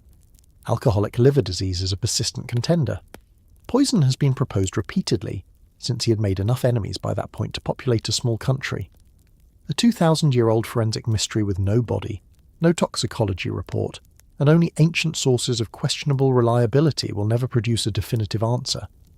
What is certain is the consequence. The empire instantly began dissolving. His generals divided it between them, and then fought each other for it for 40 years. The ziggurat rubble was never cleared. Babylon received a succession of rulers, none of whom had the resources, the intention, or the stability to restore what had been lost. The greatest empire the world had yet seen lasted, in its unified form, exactly as long as its founder, which was not long enough. After Alexander's death, his generals divided his empire among themselves in a series of wars that historians call the Wars of the Diadochi, which is Greek for Wars of the Successors, and approximately captures the political atmosphere of that era. Babylon eventually fell under the control of Seleucus, who founded the Seleucid Empire. Seleucus was a competent ruler, but he made a decision that would prove fatal to Babylon. He founded a new capital city. Seleucia on the Tigris was built approximately 50 kilometers north of Babylon, designed from scratch as a Greek city, with a grid plan, a gymnasium, a theatre, and all the amenities that Greek administrators and colonists expected. The Seleucids moved their administrative centre there. Then gradually the merchants followed. Then the scribes. Then the craftsmen. Babylon did not die overnight. It drained. This is how great cities actually end more often than not. Not with fire and conquest and dramatic last stands, but with the quiet migration of economic activity to somewhere slightly more convenient, slightly more modern, slightly better positioned for the trade routes that matter now rather than the trade routes that mattered a century ago. The merchants did not leave Babylon because they hated it. They left because Seleucia was newer, better planned, and where the important people were increasingly conducting their important business. And once the important people moved their business, the people who served them followed, and the people who served those people followed after that, until Babylon was a city losing population the way a bath loses water, gradually, then all at once. The canal network, already under strain from centuries of variable maintenance, received even less attention under Seleucid administration focused on a different centre. Fields that had fed Babylon for 1,000 years began to silt and salt. The agricultural hinterland that had always been the city's true foundation was quietly retreating. The great markets that had once connected the ancient world's trade networks were shrinking, their volume shifting north to Seleucia, and the new Greek-oriented commercial infrastructure being built around it. Within Babylon itself, the population that remained was increasingly a mixture of the old Babylonian priestly and scribal classes, who maintained the temples and the traditions as long as they could, and newer residents with fewer roots in the city's ancient identity. The Esagila continued to function, tended by priests who still knew the rituals, still maintained the astronomical records, still pressed cuneiform into clay with the same reed styluses their predecessors had used for 3,000 years. These were people doing something that was simultaneously an act of religious devotion and an act of cultural preservation, keeping alive a tradition that the surrounding world was increasingly treating as an artifact rather than a living practice. The last known cuneiform tablets from Babylon date to the 1st century BCE. Administrative records, astronomical observations, ritual texts, pressed into clay by the last practitioners of the oldest continuous writing tradition in human history. These final tablets are among the most poignant objects in archaeology. The men who made them, and we know some of their names, because they signed their work in the professional tradition of Babylonian scribes, were aware, it seems, that what they were doing was ending. The tablet archives from this period show a shrinking circle of scribal families, fewer apprentices, an ageing community of practitioners maintaining a tradition that the world had stopped requiring. They kept writing anyway. They kept making records of the sky, kept pressing the movements of planets into clay, kept filing the results in archives that no one outside their community was any longer reading. It was, in its quiet way, one of the most determined acts of cultural stubbornness in human history. The city was emptying around them. The canals were silting. The great ziggurat was rubble. And the last scribes of Babylon were still at their desks watching the stars, writing it all down. This is the part no one tells you about in the dramatic history books, and it is worth knowing. Today, if you visit the site of ancient Babylon in central Iraq near the modern city of Hilla, what you find is largely disappointing to the untrained eye. Flat mounds of eroded mud brick, scattered fragments of glazed tile, excavation trenches, and a reconstruction that has its own remarkable and somewhat troubling story. In the 1970s and 80s, Saddam Hussein ordered the reconstruction of parts of ancient Babylon directly on top of the original ruins, using modern bricks stamped with his own name in a deliberate echo of Nebuchadnezzar's ancient practice of marking his bricks. He built a replica of part of the processional way, a modern palace on a hill overlooking the ancient site, and generally treated the ruins of one of history's greatest cities as a backdrop for his own self-mythology. The parallel with Nebuchadnezzar was entirely intentional. Saddam cultivated an explicit association between himself and the great Babylonian king, commissioning portraits that depicted them side by side, issuing propaganda that framed his rule as the restoration of Mesopotamian greatness after centuries of foreign domination, and investing in the Babylon site as a symbol of national identity and personal historical legitimacy. The stamped bricks, inscribed in Arabic with words to the effect that Saddam Hussein, son of Nebuchadnezzar, rebuilt Babylon, were a direct continuation of the 3,000-year-old tradition of kings, marking their construction projects with their own names, deployed in the service of a 20th century authoritarian's need to connect himself to ancient greatness. Nebuchadnezzar would probably have understood it perfectly, and might have found the imitation flattering, which says something uncomfortable about the continuity of certain political instincts across the millennia. The archaeological damage was considerable. The modern construction was built on and through ancient layers that had never been properly excavated. Foundation trenches cut through deposits containing invaluable archaeological information. Modern materials were mixed into ancient contexts in ways that complicated future dating and interpretation. Archaeologists who had devoted careers to understanding Babylon watched as decisions made for political purposes destroyed evidence that could never be recovered. The site was, in the terminology of archaeological assessment, significantly compromised, a polite phrase for an irreversible loss. After the 2003 Iraq War, the damage continued in different forms. American and coalition forces established a military base on parts of the site, and the heavy equipment and vehicle traffic caused additional damage to ancient layers. Helicopter landing zones were carved out of areas near the ruins.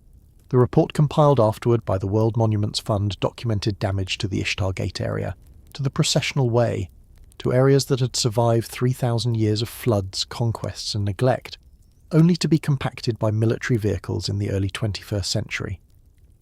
The original glazed bricks of the Ishtar Gate are in Berlin, removed by German archaeologists between 1902 and 1914 and reassembled in the Pergamon Museum, where they are beautifully displayed and carefully maintained 6,000 kilometres from where they were made.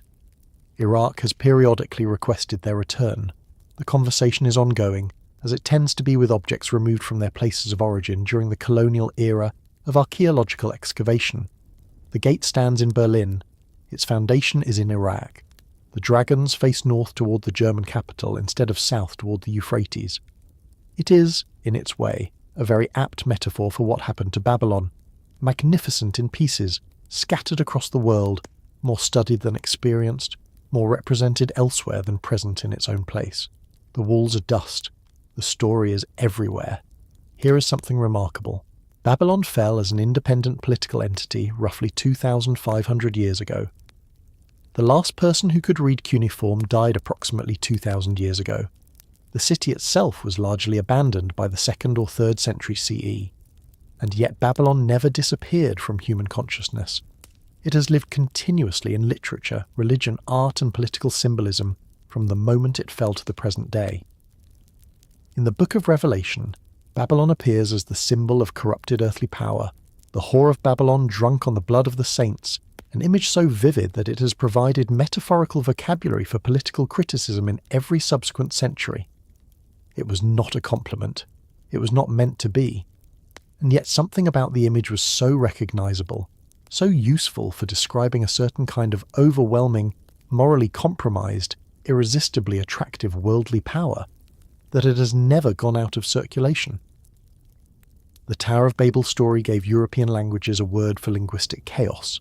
Babel, babble, the sound of voices talking past each other without comprehension, that is used today by people who have never given a moment's thought to where the word came from.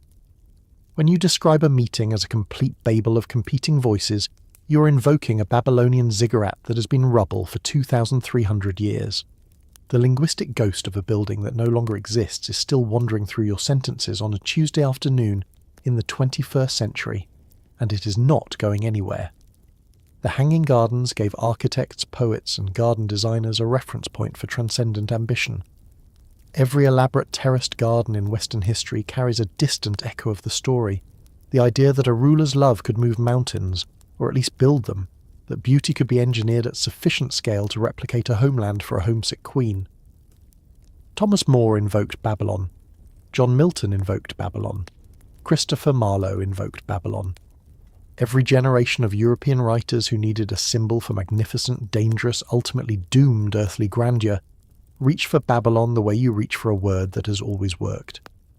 Rastafarianism adopted Babylon as the symbol of oppressive Western civilization, the system of colonial exploitation, racial hierarchy, and spiritual corruption that oppressed the faithful, a usage so widespread and so embedded in English-speaking Caribbean culture that the word still carries roughly that meaning in reggae music and in the broader cultural conversation it generated. Bob Marley sang about Babylon. Burning Spear sang about Babylon.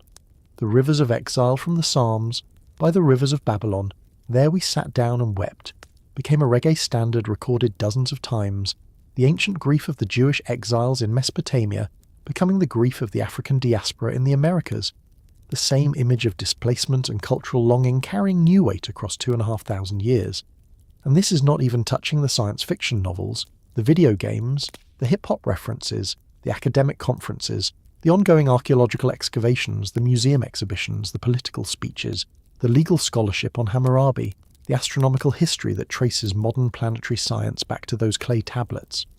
Babylon has been invoked by more people, in more contexts for more different purposes than almost any other ancient city.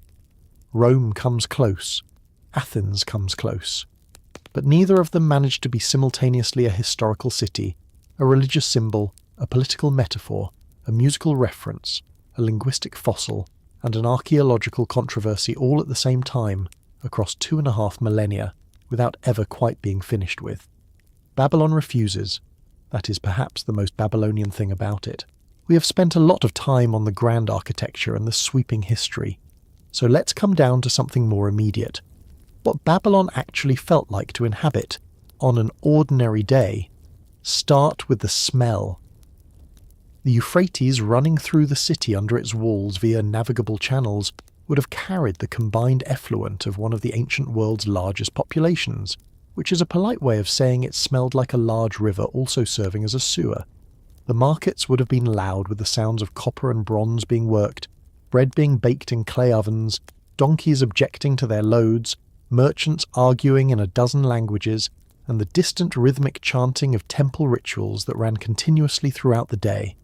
Temple incense, cedar, cypress, juniper would have been detectable from some distance, mingling with the smell of fish from the canal markets, roasting meat from street stalls on festival days, and the ever-present background note of mud brick river mud and hot dust that is the fundamental sensory reality of Mesopotamia in summer.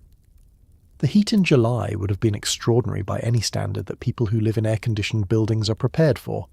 Temperatures in the Mesopotamian plain regularly exceed 45 degrees Celsius in summer, and the flat terrain and minimal tree cover meant there was nothing to interrupt the sun's direct relationship with every surface, every person, every clay brick in every wall. The city would have functioned differently in summer than in winter. Different rhythms, different activity patterns, the serious work done in the early morning before the heat became a physical argument against movement. By midday, the streets near the market would have been quieter, sheltered spaces preferred, shade treated as a resource worth competing for. At night, Babylon would have been mostly dark in the residential neighbourhoods, oil lamps in windows, fires in courtyards, the occasional torch at a city gate. But the temple precincts burned continuously, fires maintained on the high platforms of the ziggurat through the night, visible from miles across the flat plain. Travellers approaching Babylon in darkness would have seen those fires before they saw anything else, distant points of light in the flat black of the Mesopotamian night, marking the city the way a lighthouse marks a coast. Arriving at Babylon after dark, watching those fires grow larger and the sound of the city gradually separate itself from the silence of the plain, must have been an experience that impressed itself on memory with the force of the genuinely unexpected. The sounds of the city were layered and continuous. From the temple precincts came the rhythmic chanting of ritual texts, the sound of sistrums and drums in processional music, the periodic blast of bronze horns marking the hours of the religious day. From the markets came the dense, overlapping noise of commerce in multiple languages, Babylonian, Aramaic, which had become the common tongue of the Near East by the late period, Persian after the conquest, with pockets of Egyptian, Greek, and languages from further east among the trading communities. From the residential neighbourhoods came the ordinary sounds of urban density, children, animals, the grinding of grain mills in the early morning, the sound of water being drawn from wells. The water itself, drawn from the canal system and stored in clay vessels, had a mineral quality from the dissolved salts of the Mesopotamian soil, a faint earthiness that Babylonians would have considered normal and that modern visitors to the region still note in the local water. The bread baked from Mesopotamian barley had a dense, slightly sour quality from the leavening traditions of the region. The date wine, the beer brewed from barley, the dried fish from the southern marshes, all of it combined into a sensory vocabulary entirely specific to this place, this river, this soil. You would have known you were in Babylon with your eyes closed. The city had a smell, a sound, a texture that belonged to nowhere else on earth, and it announced itself to every sense simultaneously. We are near the end of our night in Babylon, and it is worth pausing before the lamps go out to ask the question the whole story has been building toward. Why does Babylon matter? Not in the academic sense. The scholarly answers are clear enough. The legal codes, the astronomical observations, the irrigation systems, the urban planning, the writing, the mathematics. All of it fed forward into Persian, Greek, and eventually Western civilization in ways that are still traceable. But why does it matter in the way that it does? Why does the name carry weight? Why does the myth outlast the archaeology? Why are people still writing songs and novels and sermons about a city that has been mud brick for 2 millennia? The answer might be this. Babylon was the first city that fully understood what a city was for. Not just a place to store grain and shelter from the rain, but a place where human beings could organise their collective ambition on a scale large enough to reach, literally and architecturally, toward the sky. It was the first place where writing, law, astronomy, commerce and theology were developed and practiced at the scale of a civilization rather than a village. It was the first city ambitious enough to name its central temple the house of the foundation of heaven and earth, and mean it without irony, to genuinely believe that what happened within these walls connected directly to the cosmic order, that the city was not an accident of geography, but a deliberate feature of the universe's design. That belief was not provable, and it was not true in any verifiable sense. But it produced the walls, and the ziggurats, and the astronomical diaries, and the legal codes, and the hanging gardens, and everything else that made Babylon what it was. Civilizations that believe they are doing something cosmically important tend to build more ambitiously than civilizations that believe they are simply surviving. The delusion, if that is what it was productive, and the things it produced were real, and they lasted, and they fed forward into every civilization that came after, whether or not those civilizations knew where the inheritance had come from. The fall of Babylon, when it finally came, was not the dramatic ending that the myth requires. No last heroic stand, no walls pulled down by divine fury, no fire from heaven consuming the city of pride. Just a king who went to the desert for 10 years and forgot to come back, a priesthood that decided a new management might be an improvement, a Persian army that walked in through the water gates on an October night, and a city that chose to survive rather than resist. Then a long, slow draining of population and meaning across the following centuries, one abandoned neighbourhood at a time until the canals silted and the scribes ran out of students, and the last person who could read cuneiform was gone, and the tablets lay in the ground waiting for someone else to find them. What Babylon teaches, in the end, is the oldest and most consistently ignored lesson in history, that the things that build civilizations and the things that destroy them are usually not the armies at the gates. They are the maintenance deferred on the canals, the rituals abandoned because someone more important had somewhere else to be, the gradual withdrawal of care from the systems that required constant attention to keep working, the slow decision, made by no one in particular and therefore by everyone simultaneously, that what had been built was no longer worth the effort of maintaining. The walls of Babylon are dust. The lesson is still standing. Let's talk about what happened when you got sick in Babylon, because it is a journey through a worldview so different from our own that it almost loops back around to making a strange kind of sense. You have woken up with a fever, your joints ache, your throat is raw, and your head feels like someone is slowly filling it with wet sand. In modern life, you take something from a cabinet and complain about it on your phone. In Babylon, you're about to have an experience that involves a priest, a clay figurine, and a fairly detailed theory about which demon has climbed inside your body and what it wants. Babylonian medicine operated on 2 tracks simultaneously, the rational and the supernatural, and the practitioners did not see any contradiction between them. This is not because they were unintelligent, it is because they were working with the best available framework for understanding invisible causes, and in a world without germ theory, the demon hypothesis was genuinely competitive with most of the alternatives. You would begin with the Ashipu, the ritual exorcist, who would arrive at your bedside, examine your symptoms, observe your face and posture, and begin the process of identifying the spiritual cause of your illness. He had reference texts for this, tablet series listing symptoms and their corresponding supernatural diagnoses, the ancient world's first diagnostic manuals. The headache you currently have? That is the demon Ahazu, who attacks through the head. The joint pain. That points toward a different entity. The fever combined with confusion suggests something involving the wind demons, whose nature the Ashipu's text described in considerable detail. He would recite incantations, perform ritual acts involving clay figurines of the offending demon, sometimes made and then destroyed as part of the cure, and prescribe specific prayers and behavioural modifications to restore your spiritual standing with whatever divine authority governed your particular case.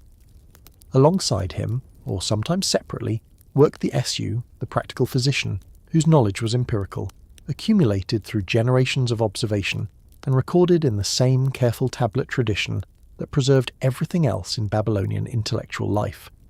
The Asu's pharmacopoeia was extensive. More than 1,000 plants are mentioned in Babylonian medical texts, many with descriptions of their applications that are recognizable as rational medical thinking: willow bark for pain and fever, which works because it contains salicin, the precursor to aspirin; licorice root for coughs and inflammation; thyme for respiratory complaints. The Babylonian physician did not know why these things worked, but he knew, from centuries of accumulated clinical observation passed down through scribal tradition, that they did work, which is the empirical foundation of medicine regardless of the theoretical framework surrounding it. The combination of the two practitioners on the same patient must have produced genuinely interesting consultations. The Ashipu's cure might require the patient to avoid certain foods, perform rituals at specific times, and wear a protective amulet. The Asu's cure might require taking a specific herbal preparation 3 times daily and applying a poultice to the affected area. The patient was expected to do all of these things simultaneously, and the question of which intervention was responsible for recovery, if recovery occurred, was never resolved. Because within the Babylonian framework, both interventions were understood as working on different aspects of the same problem. The demon caused the illness, the herbs addressed the physical symptoms, the ritual addressed the spiritual vulnerability. All 3 were real, all 3 required treatment. It was a unified theory of illness that was wrong in its metaphysics and right in some of its pharmacology, which is a combination that describes a great deal of medical practice in every era, including our own. It is time for dinner, and you are going to need to manage your expectations. Not because Babylonian food was terrible, it was not by any means, but because it was so thoroughly different from anything you have eaten in recent memory that your taste buds are going to need a moment to recalibrate. Let's start with what was available. Babylon sat in one of the most agriculturally productive river valleys on Earth, and that abundance showed up on the table. The staple grain was barley, not the wheat you might expect, but barley, which was hardier, more reliable, and grew well in the increasingly saline soil of the southern Mesopotamian plain. Barley was ground into flour and baked into dozens of varieties of bread and flatbread, some leavened, some not, some sweetened with dates, some flavoured with garlic or cumin. Ancient tablets listing more than 300 types of bread produced in Babylonian bakeries suggest a baking culture of extraordinary creativity operating within very constrained ingredients. The ancient equivalent of a restaurant that only has 5 things in the kitchen, but somehow produces a different menu every day. Dates were the other great foundation of Babylonian food culture, present in virtually every aspect of the diet. Fresh dates in season, dried dates through the rest of the year, date syrup used as a sweetener, date wine fermented from the crushed fruit, date paste pressed into cakes and mixed with ground grain for portable food. The date palm was so central to Babylonian civilization that ancient agricultural texts treat individual palms with the same careful attention that modern viticulture gives to individual grapevines, noting their productivity, their age, their health, their ownership. Losing a productive date palm to disease or storm was a recordable economic event. Deliberately destroying one was a serious legal offence. The tree was not just food, it was infrastructure, timber, rope fibre, and the economic backbone of the agricultural system all at once. Beer was the everyday drink of every social class, from palace to farmhouse. Brewed from barley, flavoured sometimes with herbs or spices, thick enough in its unfiltered form to require drinking through a long reed straw to avoid consuming the solid matter floating in it. Babylonian beer was less like the clear pale liquid you might currently have in your refrigerator, and more like a nutritional beverage that happened to be mildly alcoholic. Ration texts from temples and palaces specified daily beer allocations for workers, soldiers, and officials, with quantities varying by status. The more important you were, the more beer you received, which may explain the decision-making quality of ancient administration more than any other single factor. The ancient cookbook fragments that survive, small sections of tablets describing elaborate preparations that seem intended for wealthy or royal contexts, describe dishes of surprising sophistication.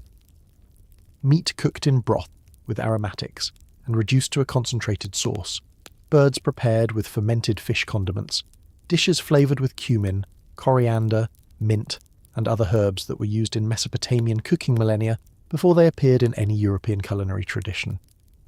Reading these fragments is a slightly dizzying experience.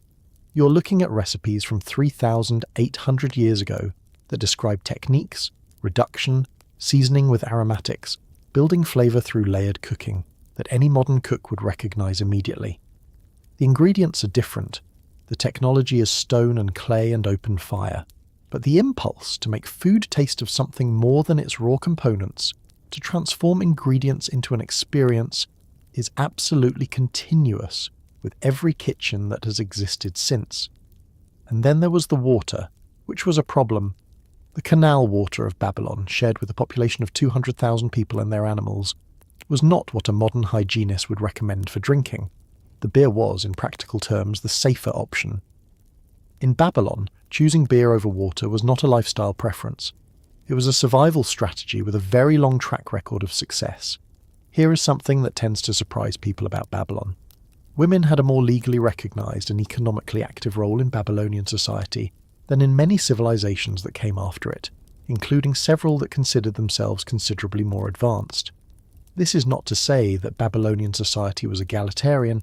It was not, and women's lives were heavily constrained by family structure, marriage, and a legal system that treated them primarily as daughters, wives, and mothers. But within those constraints, Babylonian law recognized women as legal persons in ways that would not become standard again in many parts of the world for another 2,000 years. The Code of Hammurabi includes provisions protecting women's rights in marriage, divorce, and inheritance. A woman could own property in her own name, conduct business, bring lawsuits, and appear as a witness in legal proceedings, rights that medieval European women, living 1,000 years after Babylon's fall, often did not possess. The legal tablets are the most honest evidence we have, because they record what people actually did rather than what their society claimed to value. And what the tablets show is women conducting sophisticated financial transactions with the confidence of people who expected the legal system to take them seriously. Female merchants appear in commercial records. Female property owners appear in inheritance documents. Female litigants appear in court records, arguing their cases with the same procedural language as male litigants, without any apparent expectation that their sex would disqualify their testimony or their claim. The Naditu were perhaps the most remarkable example. Women, typically from wealthy noble families, dedicated to the temple of a specific deity and living in a community associated with the temple precinct. They were not quite nuns and not quite priestesses in the full ritual sense. Their role was primarily economic and administrative rather than ceremonial, but they were among the most legally independent and economically active women in the ancient world. The Naditu could own property, enter commercial partnerships, lend money at interest, manage real estate portfolios, adopt children, and litigate aggressively when their interests were threatened. Letters and legal documents written by Naditu women survive in the archaeological record, and they read like the correspondence of people fully accustomed to operating in a commercial and legal world that treated them as competent participants. The marriage system was thoroughly patriarchal in structure. Marriages were arranged by families, brides brought dowries, and the legal framework assumed that a married woman's primary social identity was as her husband's wife. But even within that structure, there were protections. A woman's dowry remained legally hers and could be reclaimed in cases of divorce or widowhood. A husband who divorced his wife without cause owed her specific financial compensation. Grounds for divorce were legally defined and not entirely one-sided. There were circumstances under which a woman could initiate divorce, though the bar was higher and the consequences more complex than for men. What does this tell us? It tells us that the image of ancient civilization as monolithically and uniformly oppressive to women is an oversimplification that the evidence does not fully support. Babylon was not a feminist utopia. No ancient society was, but it was a place where women's economic and legal existence was acknowledged, recorded, and in certain circumstances protected, a baseline of recognition that flickered in and out of subsequent civilizations with no consistent forward progress for a very long time. The tablets do not lie about this. The women of Babylon were there, conducting their business, arguing their cases, managing their property, and pressing their evidence into clay. They signed their names. They are still legible. They were not invisible then, and they are not invisible now. Let us take a moment to honour the people without whom Babylon, for all its walls and ziggurats and dragon gates, would have been nothing more than a very large, very confused market town. The scribes, the Aduba, the scribal school, whose name means House of Tablets, was the institution through which Babylonian civilization reproduced itself. Boys, primarily from elite and middle-class families, entered the Aduba as young as 5 or 6 and spent years learning the cuneiform script, a writing system of extraordinary complexity, involving several hundred distinct signs, each with multiple phonetic and logographic readings, pressed into clay with a reed stylus. Learning to write cuneiform was not like learning an alphabet. It was more like learning to play a complex instrument in 3 simultaneous keys, while also memorizing an encyclopedia and being assessed on your accuracy by someone with a wooden rod and strong opinions about correct letter formation. The curriculum was designed to produce not merely literate individuals, but fully trained administrative professionals capable of serving the empire's vast bureaucratic needs. Students copied canonical texts, hymns, epics, legal formulae, mathematical tables, lists of plants and animals and professions and geographical features, not just to learn the signs, but to internalize the entire intellectual tradition that the signs encoded. The act of copying the Epic of Gilgamesh was simultaneously a handwriting exercise and a literature class and a cultural transmission event, the living tradition being physically replicated in new clay by new hands, generation after generation. The text survived because someone was always being made to copy it again. The mathematical training in the Aduba was formidable. Babylonian mathematics operated in a base 60 system, the same system that gives us 60 seconds in a minute and 360 degrees in a circle, and it was capable of solving quadratic equations, calculating square and cube roots, and working with astronomical data of extraordinary complexity. Mathematical tablets survive, showing worked problems set by teachers, the ancient equivalents of homework assignments, covering everything from land measurement and canal construction to complex algebraic problems that would challenge a modern high school student. The scribble student who completed the full curriculum emerged with a mathematical training that, in its practical applications, was not significantly exceeded until the early modern period in Europe. The professional scribe who graduated was immediately indispensable. He could draft the contracts that every commercial transaction required. He could calculate the interest on a loan, the yield of a field, the ration allocation for a workforce, the astronomical prediction that the priest needed for the next festival. He could compose a royal inscription in the approved rhetorical style, copy a temple hymn without error, and record a legal proceeding with the formal precision that would allow it to be retrieved and cited decades later.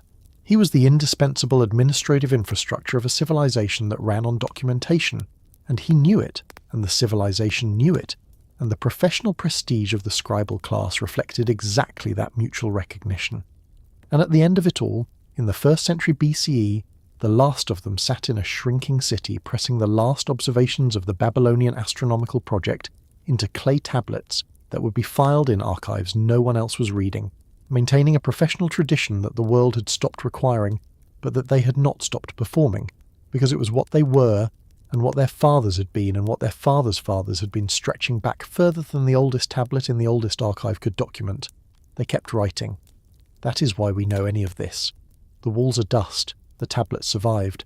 The scribes, in their patient ink-stained, slightly myopic way, won. We have reached the end of our long night in Babylon, and before the light comes up and the Euphrates catches the dawn, and the temple fires on the ziggurat are banked for the morning, let us talk about what remains, not the ruins, not the museum pieces, not the scholarly arguments about whether the Hanging Gardens were real, or where exactly the Tower of Babel stood. Let us talk about the invisible inheritance. Babylon is inside your week. It is inside your sky, divided into 12 constellations that Babylonian astronomers named and tracked across centuries of patient cold night observation. It is inside your legal intuitions about proportionality and written contracts and the idea that the powerful can be held accountable to a code that applies to everyone. It is inside your storytelling. The flood narrative of Utnapishtim in the Epic of Gilgamesh predates and likely influenced the story of Noah by centuries, and the patterns of descent, exile and return that structure so much of Western narrative fiction have Babylonian roots that trace through every intermediary culture in between.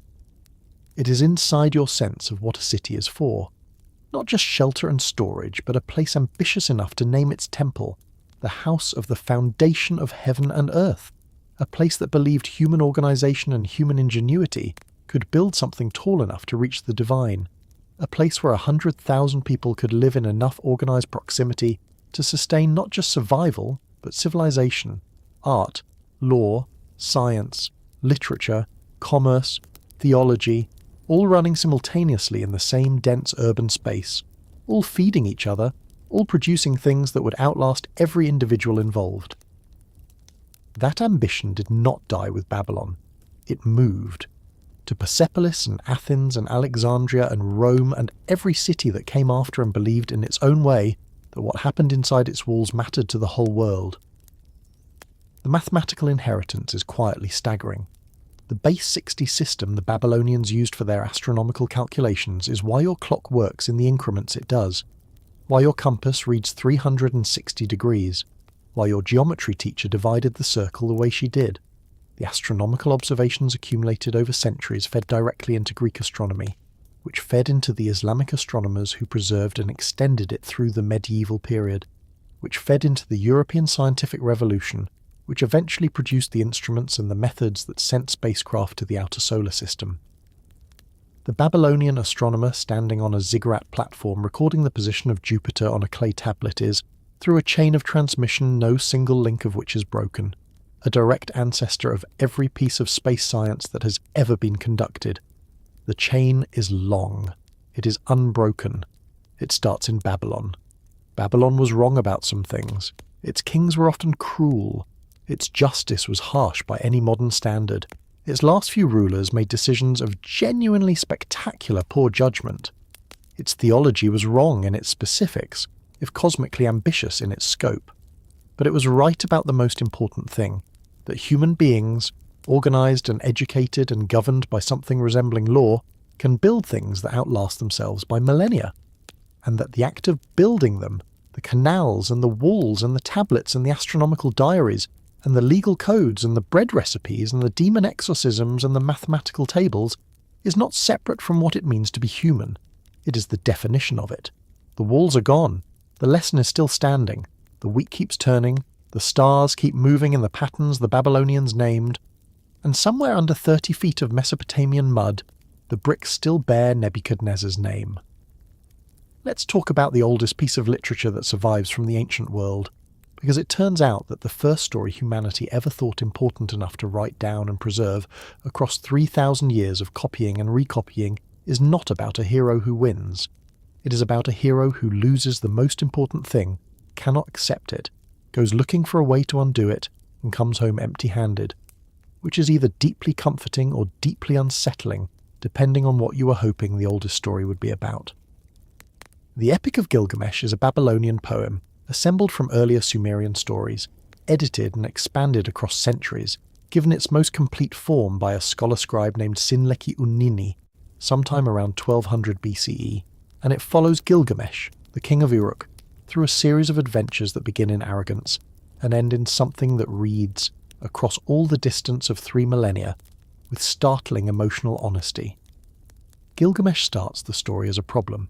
He is 2/3 divine, 1/3 human, the strongest man alive, the king of a great city, and he is making everyone around him miserable with the particular energy of someone who has never been told no about anything important.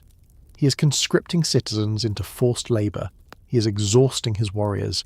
He is by ancient Mesopotamian standards a terrible king despite being a magnificently capable one, and the gods, receiving the complaints of his suffering people, decide that the solution is to create a companion for him, an equal, someone who can absorb his excess energy and redirect it outward rather than inward.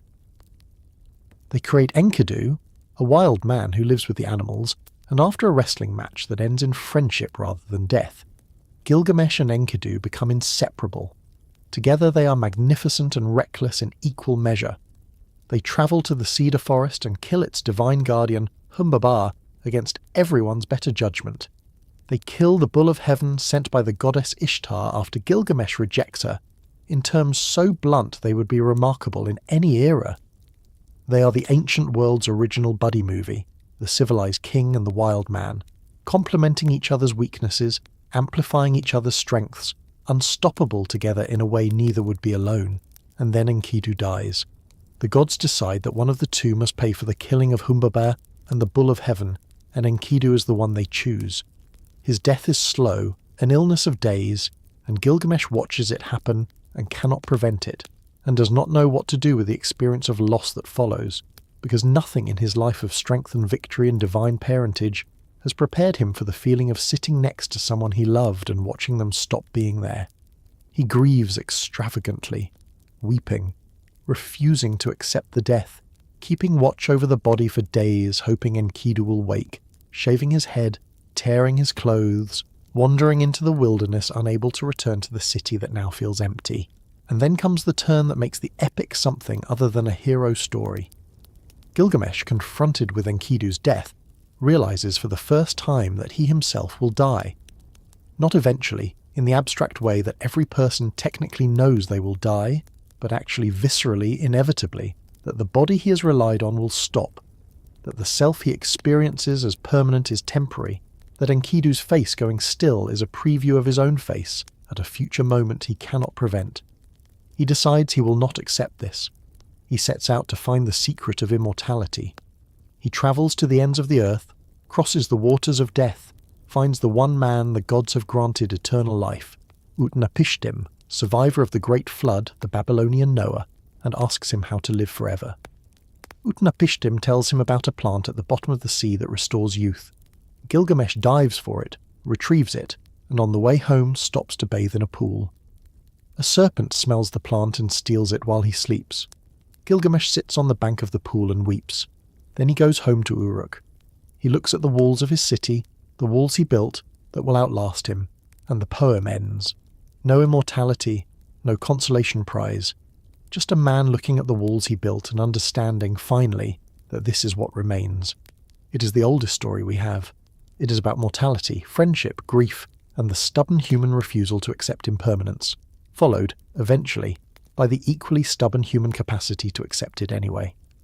3,800 years later, it still reads like something written last week by someone who has just lost someone they loved and is sitting in the dark trying to figure out what to do next. Nothing about the emotional core of that experience has changed. That is either the most comforting or the most terrifying thing about the oldest story in the world, and Babylon put it into writing so we would not forget it. Picture this. It is the first days of spring. The Euphrates is running fast and cold with snowmelt from the mountains to the north. The almond trees are flowering along the canal banks. The air smells of new growth and incense in the river, and somewhere in the distance, getting louder as you approach the city centre, you can hear the sound of drums, bronze horns, and the rhythmic chanting of several hundred priests doing something ceremonially important in a language that is already ancient by the standards of the people performing it. You have arrived in Babylon at the beginning of the Akitu festival, and for the next 11 days the entire city will operate according to a different set of rules. Normal commerce is suspended, normal social hierarchies are temporarily reshuffled, the gods are in residence and paying attention. The king has just been slapped across the face by a priest and required to weep in public. And somehow, impossibly, this is the most joyful period of the Babylonian year. The Akitu was not primarily a solemn occasion, despite the royal humiliation ceremony that anchored its theology. It was a festival in the full sense: music, feasting, public processions, the suspension of ordinary work, the gathering of the entire city in a shared ritual that reinforced its collective identity. Think of it as Babylon's combination of New Year's Eve, a national holiday, a religious renewal, and a civic parade, compressed into 11 days and organised with the administrative precision that Babylon brought to everything it cared about, which was considerable. The preparations began weeks in advance. Temple precincts were cleaned and purified, the ritual objects required for each day's ceremonies were inventoried, repaired, and prepared. Musicians were assembled and rehearsed. The Akitu had specific musical requirements for each day, documented in the same meticulous tablet tradition that documented everything else in Babylonian religious life. Food stores were organised for the communal feasting that accompanied the festival's later days. The breweries were busy. The bakers were busy. Everyone connected to the ceremonial infrastructure of Babylon's religious life was busy in the weeks before the spring equinox with the focused energy of people who understood that what they were about to do was not optional, and that doing it badly had consequences that extended beyond a poor performance review. The procession on the 8th day was the public climax of the festival, the moment when the private theological drama of the preceding days became a spectacle shared by the entire city and by the crowds of visitors who travelled to Babylon specifically to witness it. The statue of Marduk, carried on a golden litter by priests in their finest ceremonial robes, moved through the Ishtar Gate and along the processional way, in a procession accompanied by the statues of lesser gods from temples across the city, by the king in full royal regalia, by musicians, by temple personnel, by the general population lining the glazed tile walls in numbers that the processional way, nearly a kilometre long and wide enough for the crowd, was specifically designed to accommodate. What the procession communicated to everyone watching was a cosmology made visible. The gods were here. They moved through this city. The king walked among them as their chosen representative. The walls with their lions and dragons were not decorations. They were a statement about the nature of the world, that Babylon was the place where divine and human authority met, where the cosmic order was renewed each spring, where the fates for the coming year were determined by a council of gods assembled in their celestial and earthly homes simultaneously. For the people lining the processional way, watching Marduk's litter pass between those blue-tiled walls in the spring light, this was not metaphor. It was the most real thing happening anywhere in the world at that moment.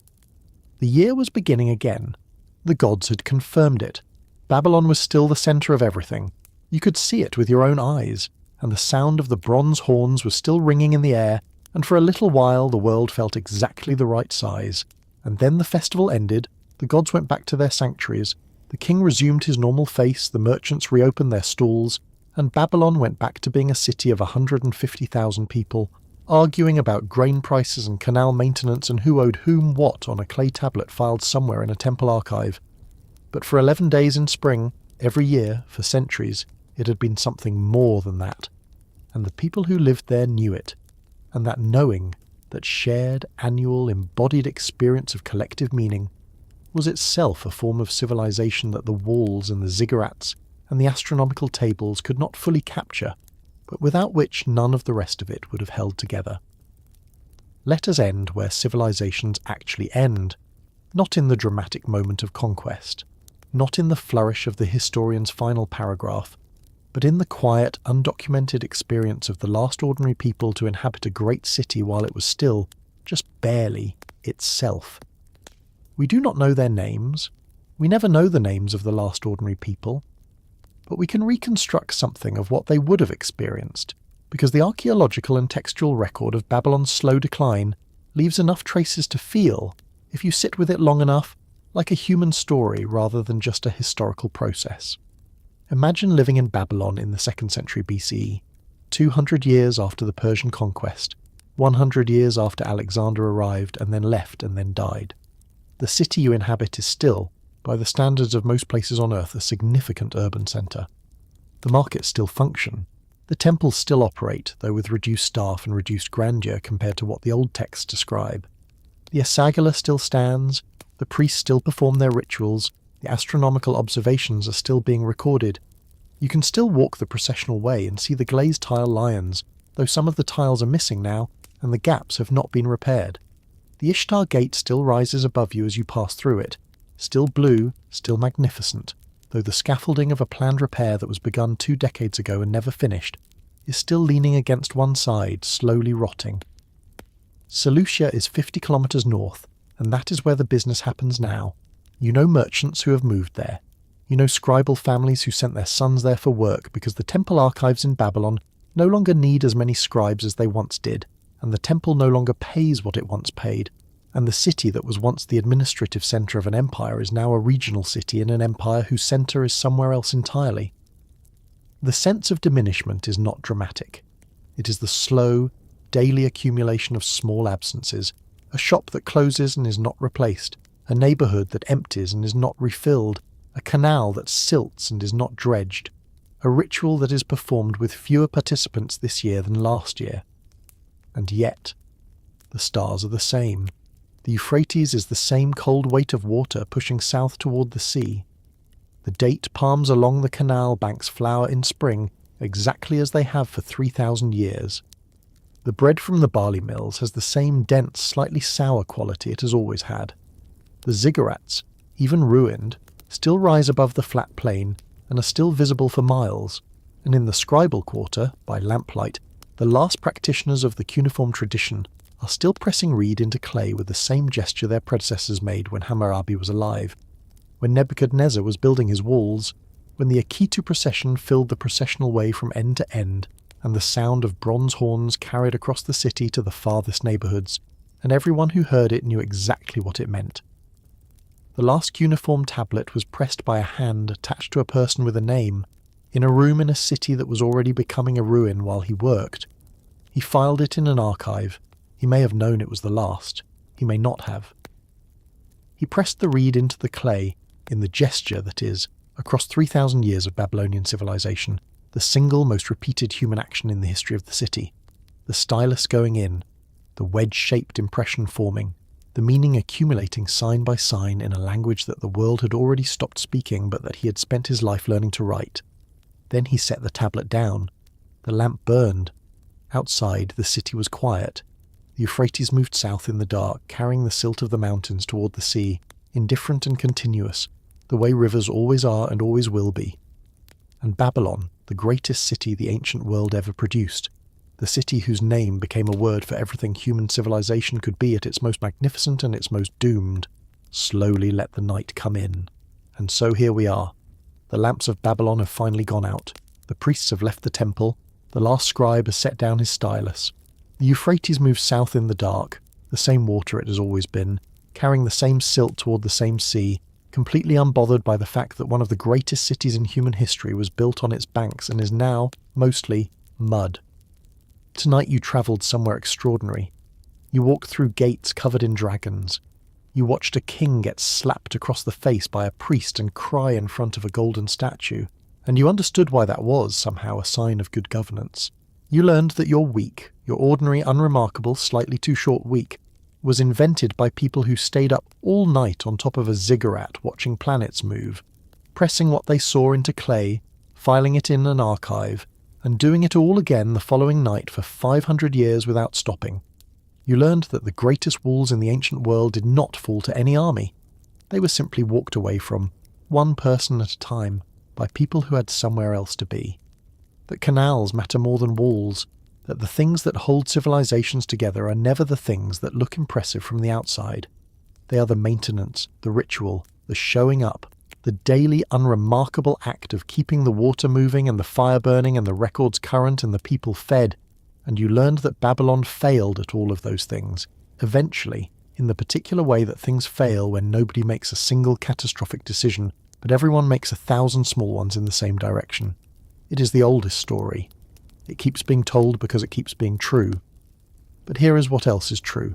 Those people, the merchants arguing about grain prices, the scribbled students copying texts by lamplight, the priests maintaining a ritual calendar more precise than anything their neighbours could imagine, the women managing their property and their legal disputes and their temple accounts, with the quiet confidence of people who expected to be taken seriously, those people built something that reached into the future so far that it is still reaching, into your week, into your sky, into the legal intuitions you carry without knowing where they came from, into the stories you tell about towers and floods and gardens built for homesick queens.